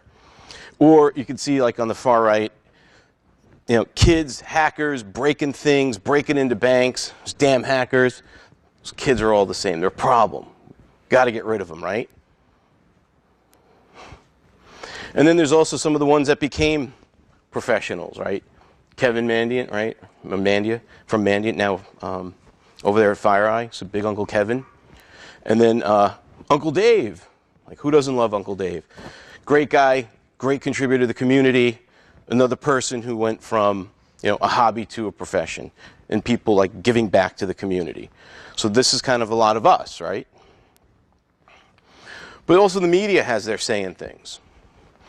If you can read that headline on the far left, if you can't, hackers can turn your home computer into a bomb and blow your family to smithereens. It's hard to say that without wanting to laugh. Who here has done that other than maybe CP? Right? It's ridiculous. Or whenever there's a breach, those damn hackers! The media loves this because it's like almost fictitious news sometimes, right? They don't check all their facts, and we just kind of keep banging our head against the desk saying, check your facts, get it right. And we're all not bad. I don't know if there's any bad people in this room. There might be. You're doing a good job covering it up. But we're really here to kind of promote things like innovation, right? Education, community. And then we got Mr. Robot. Who has not seen Mr. Robot? It's okay, a couple people. Why is it so popular? Because it's not like the movie The Net. It's actually something where they're using real tools, and it's a very honest portrayal of some of the hacker culture, right? Not 100% completely accurate, but it's also the consultants, professional hackers. So they're really kind of going to the source in order to communicate publicly kind of some of the things that we do on a day-to-day basis or just enjoy doing once in a while. What was that? Better than Scorpion. You talked about consultants for Mr. Robot? Well, we have one on staff. Doesn't the mobile iron? We have one. So there is somebody, he's a Michigan gentleman, James Pluff. He one of the people that was producing, and I might get the story a little wrong, but from what I remember him telling me, that he had an intern that he worked with. The intern, and he was teaching him InfoSec. The intern decided, I'm not going to do this. I'm going to go to Hollywood, and I'm going to help produce movies. They ran into each other in an airport and said, hey, we're putting this kind of cyber tech show movie together. Do you want to be a consultant? And it's kind of like when you run into a friend, it's very passing. You're like, sure, give me a call. We exchange contact information.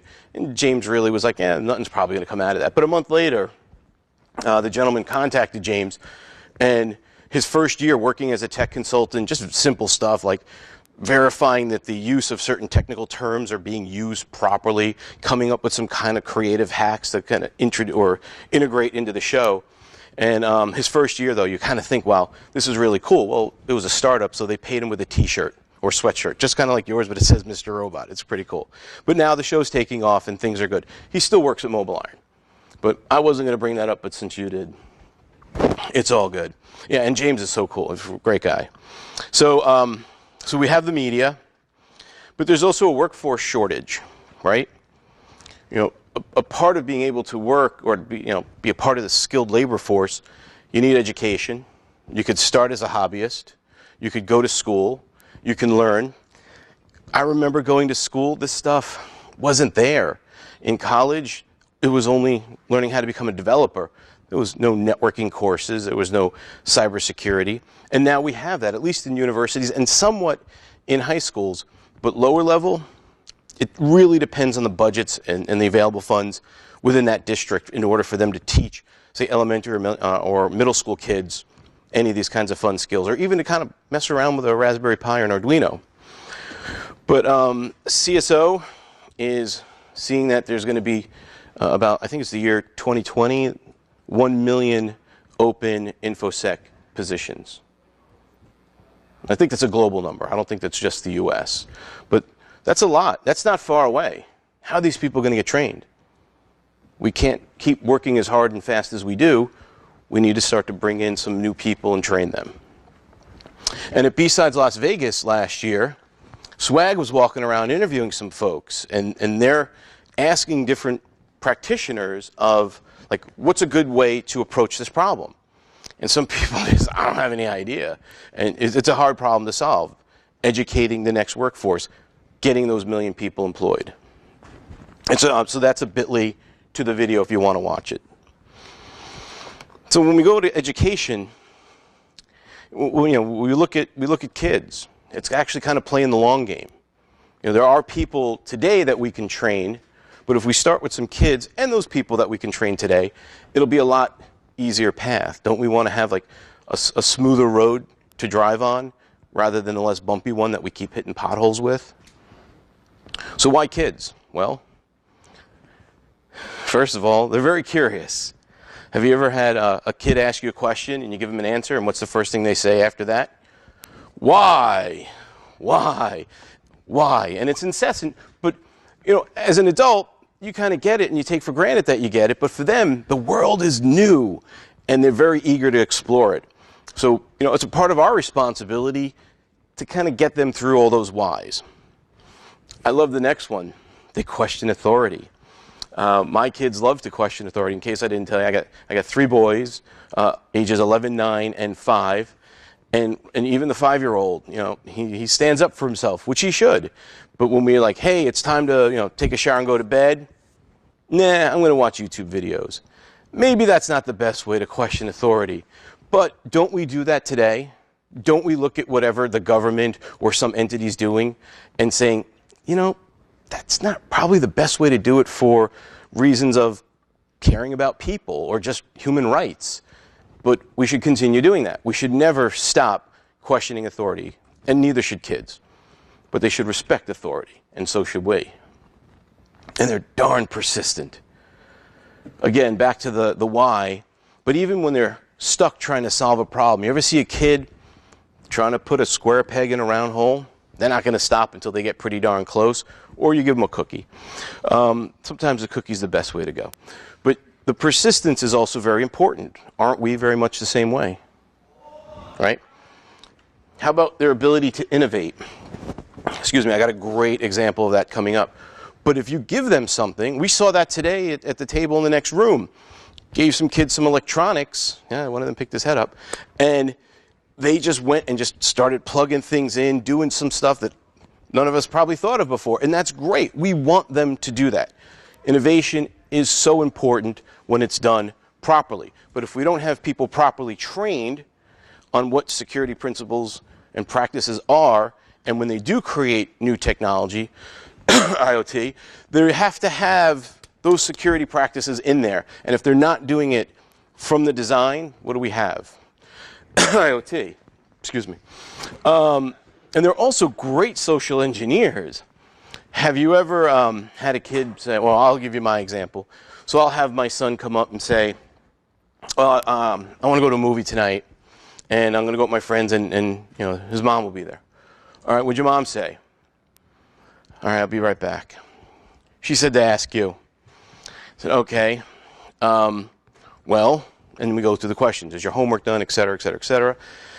And then, of course, his incentive is to go to the movie. So what do you think he's going to tell me? Everything I want to hear.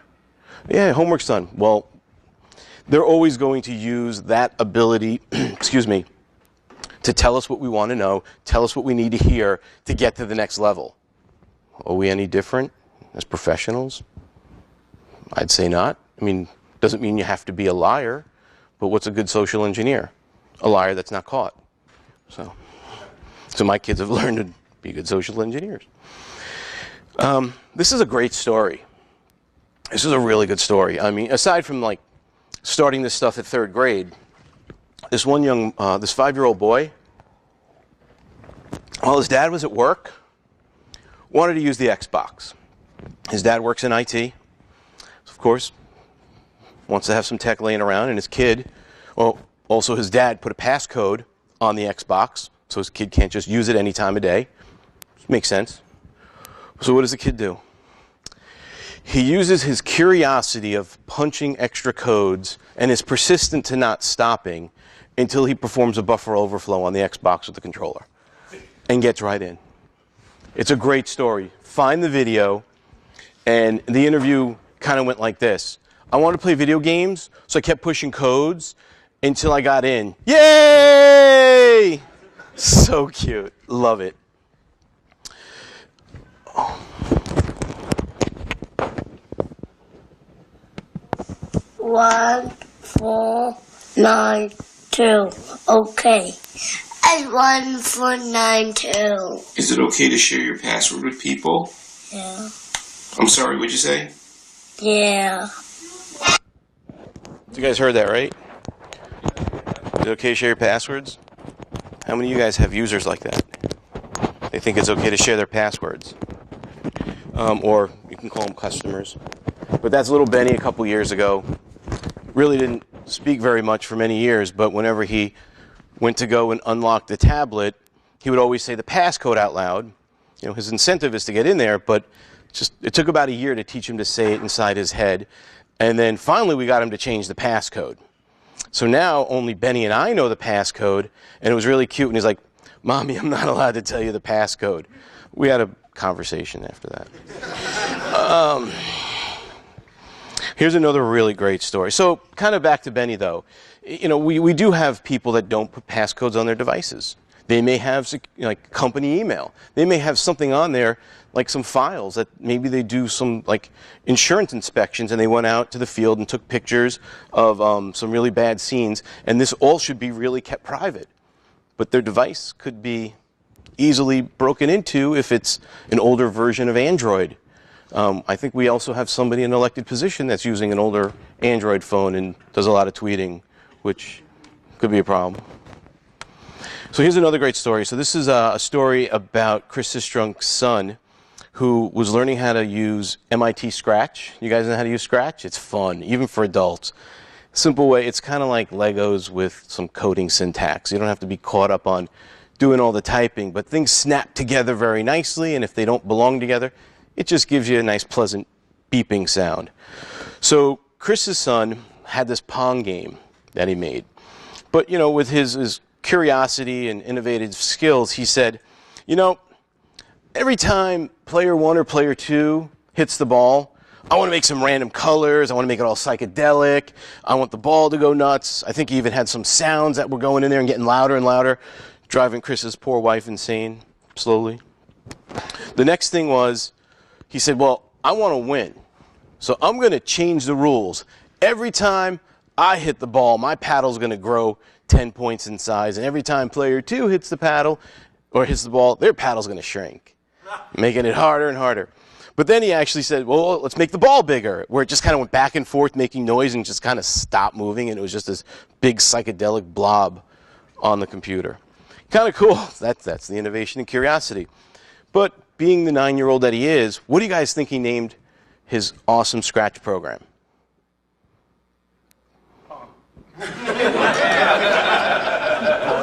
Look at this. Look at the screen. Yeah, you all laugh, but are we any different?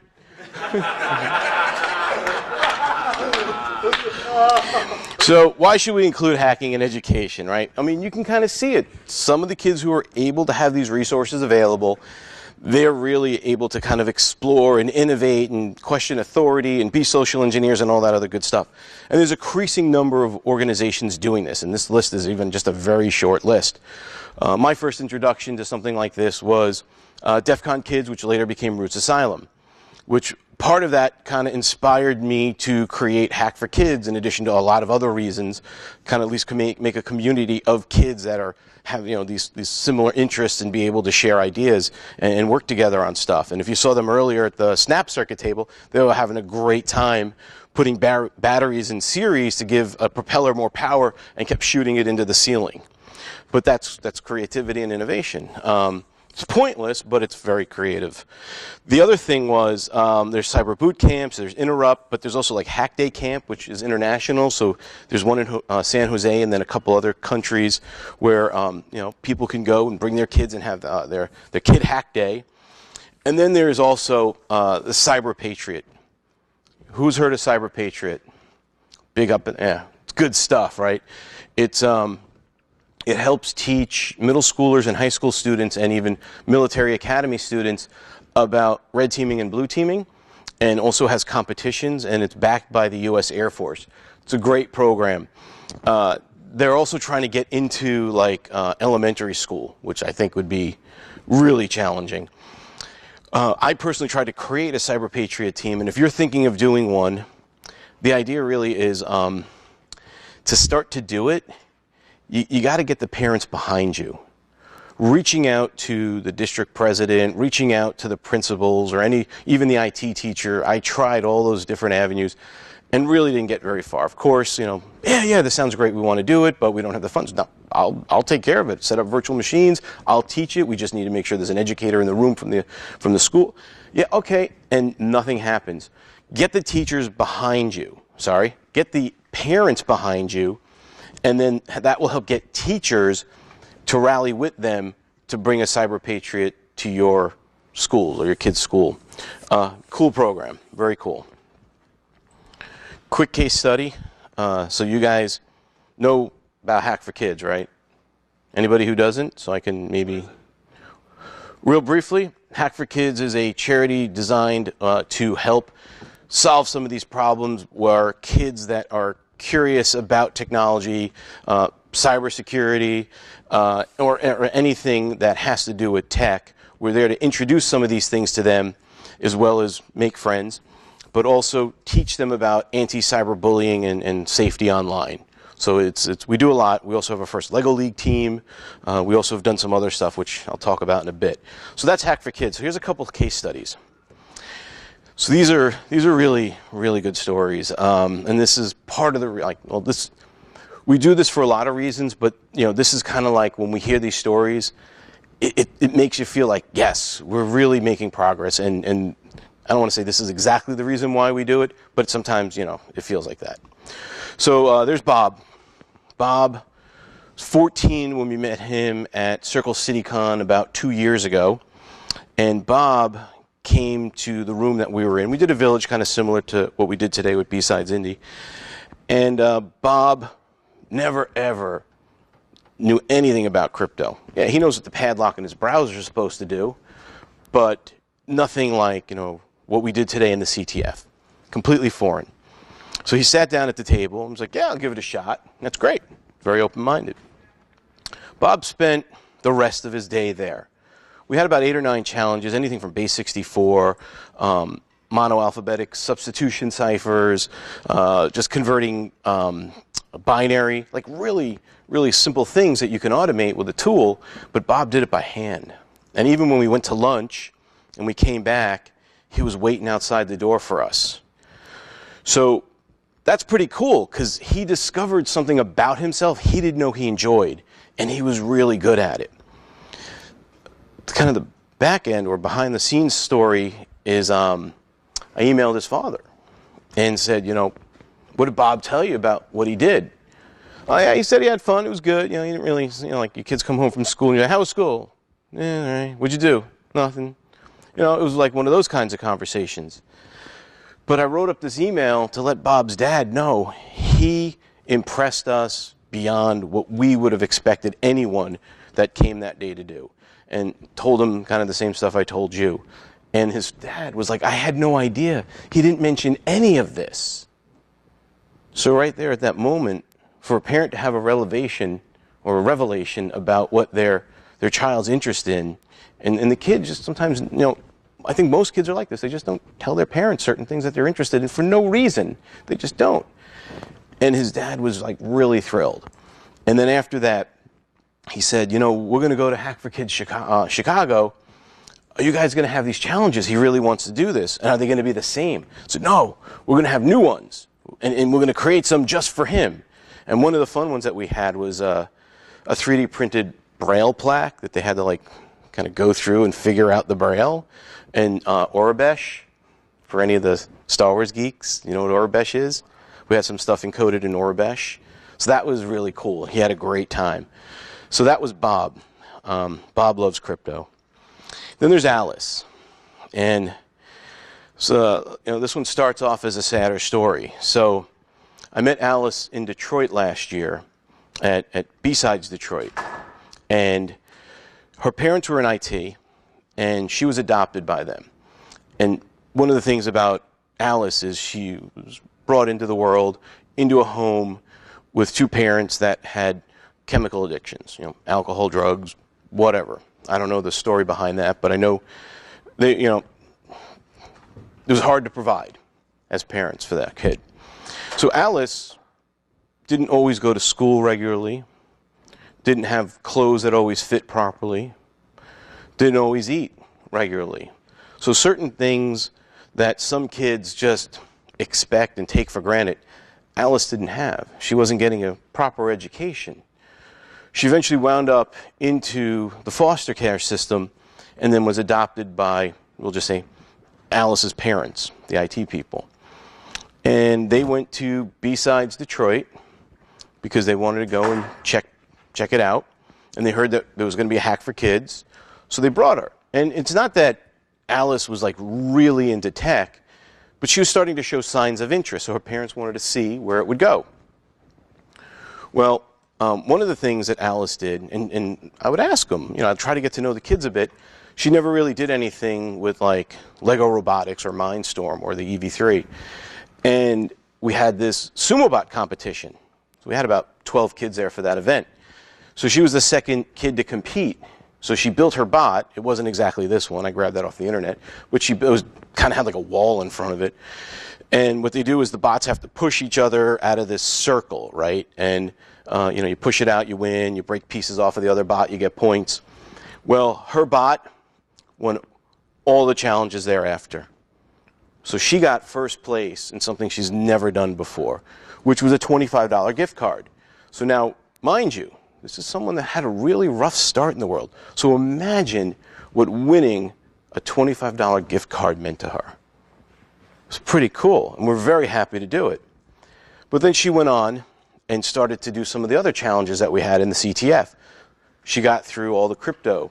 Now, one of the things is you might be thinking, how much help did she have from her mom? Well, one of the things that we do is we always tell the parents, if your kids are stuck, ask them a simple question. Do you want time or coaching? And you could do it too. Time or coaching? A lot of the times they'll say, I want some more time. And when they get coaching, it's not give them the answer, it's kind of nudge them, right? You want to be that mama or papa bird that's kind of nudging the baby bird to the edge of the nest, but you don't really want to push them off until they're ready to fly. So she would kind of nudge her in the right direction, and she did really well. All the social engineering questions, not a problem. She figured those out. Lock picks, she did very well. She didn't get them all, but she did very well in that category. And then the badge contest. She was one of the only ones that figured out what the encoded message on the badge was that was scrolling by. So she was doing really well. Well, she did so well, she tied for first place in the CTF. So now, here she is. She's got a $25 gift card and then a pick of the first prize. So she got herself a Kona kit, which, if you know what that is, it's like a little Raspberry Pi starter kit. It's a great thing for somebody who's interested in this stuff to start with, because it has Scratch on there, and you can build a Minecraft server, write Python code.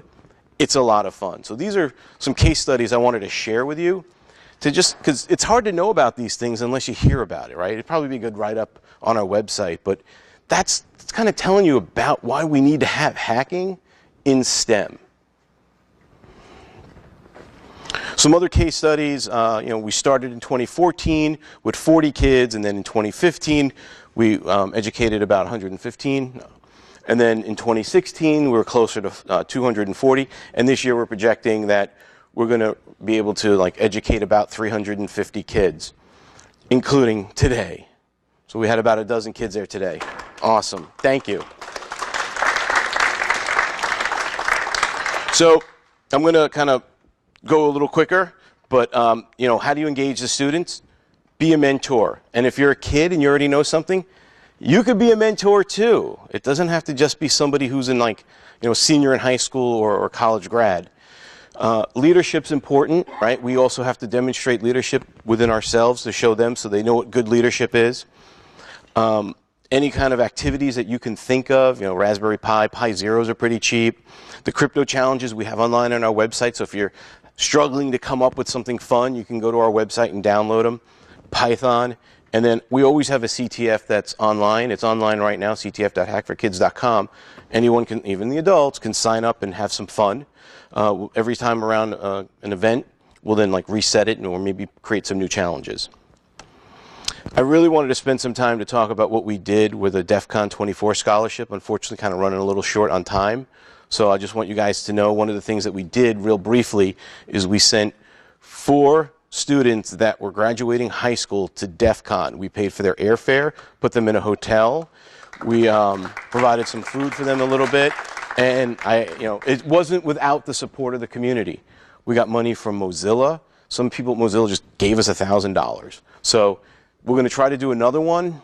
Maybe we'll see. Maybe next year might be better timing. But that's really good stuff. They had a great time. And then they wrote up their experiences, which I'm going to share someday.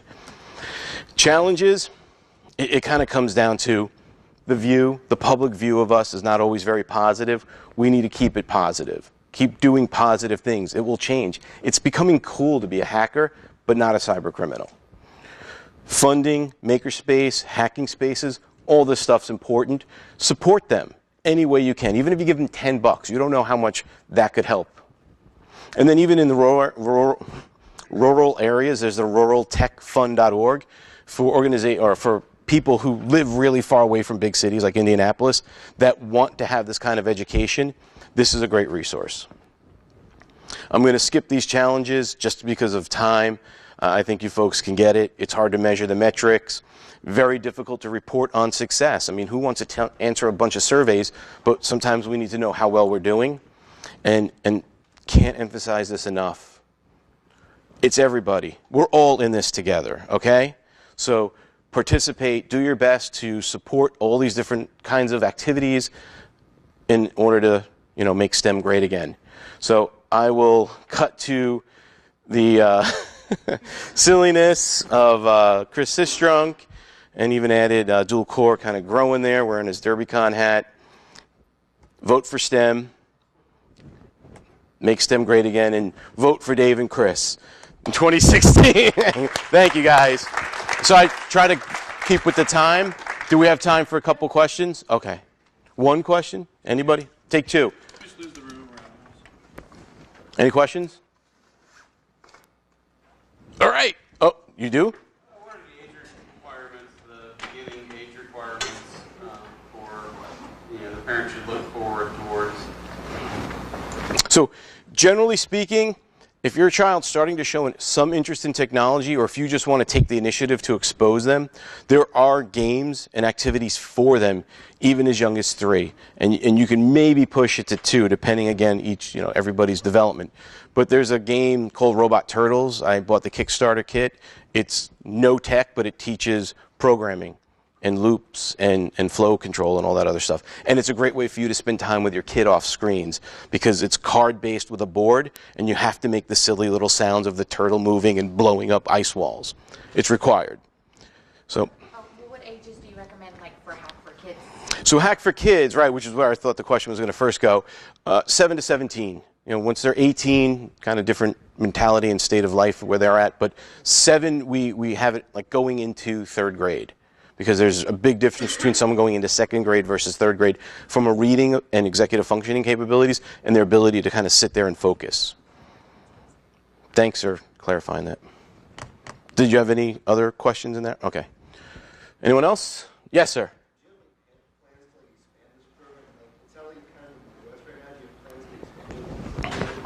That was a part of usually what I mentioned in the presentation, and I kind of skipped it.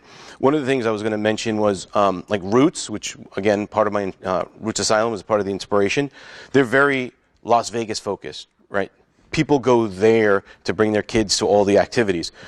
We want to do something different where Hack for Kids goes to the kids, and that's what we've been doing. We piloted it in Chicago, and we've been going to Indianapolis. We're doing Indianapolis twice this year. We even have an event in Belgium, Ghent, Belgium, 2 years in a row. So yes, that's a part of it. As far as we can go, the planet is our venue.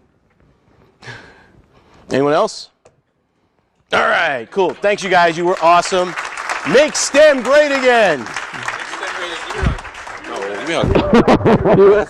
USB. I had the opportunity to go with Miss Bat this year, and we did a crypto workshop for Dave. Yeah, it was cool. Michigan. Yep. That was a lot of fun. Very cool. Dave got these custom triangles. Yeah, they're like crayons that weren't round, but they're like triangles. Yeah. You guys' names are on them. Yeah. And I still got like 100 at home. I should have brought them. A lot of fun. But yeah, it was great. Coloring books and the Cryptologic Museum, and it was a lot of fun. So yeah, I would say if you have skills that you can bring to bear on things that will educate the next generation, please do.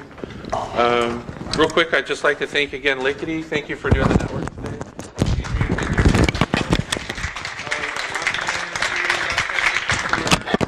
Village, our volunteers, our sponsors. Very special thank you to Reed Whiteman. Again, couldn't have done it without him. Thank you to Tim for taking pictures. Circle City Con, cool hoodies. Thank you, Circle City Con. That's where this came from. BSides Las Vegas. Thank you so much for the generous donation today. Chester and Chris for the IoT Village. Who else?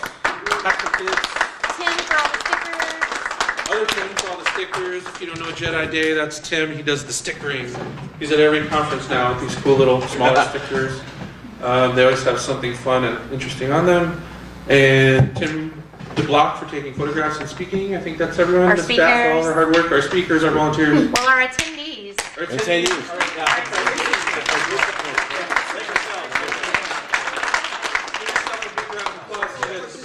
Love you all. See you next year. Thank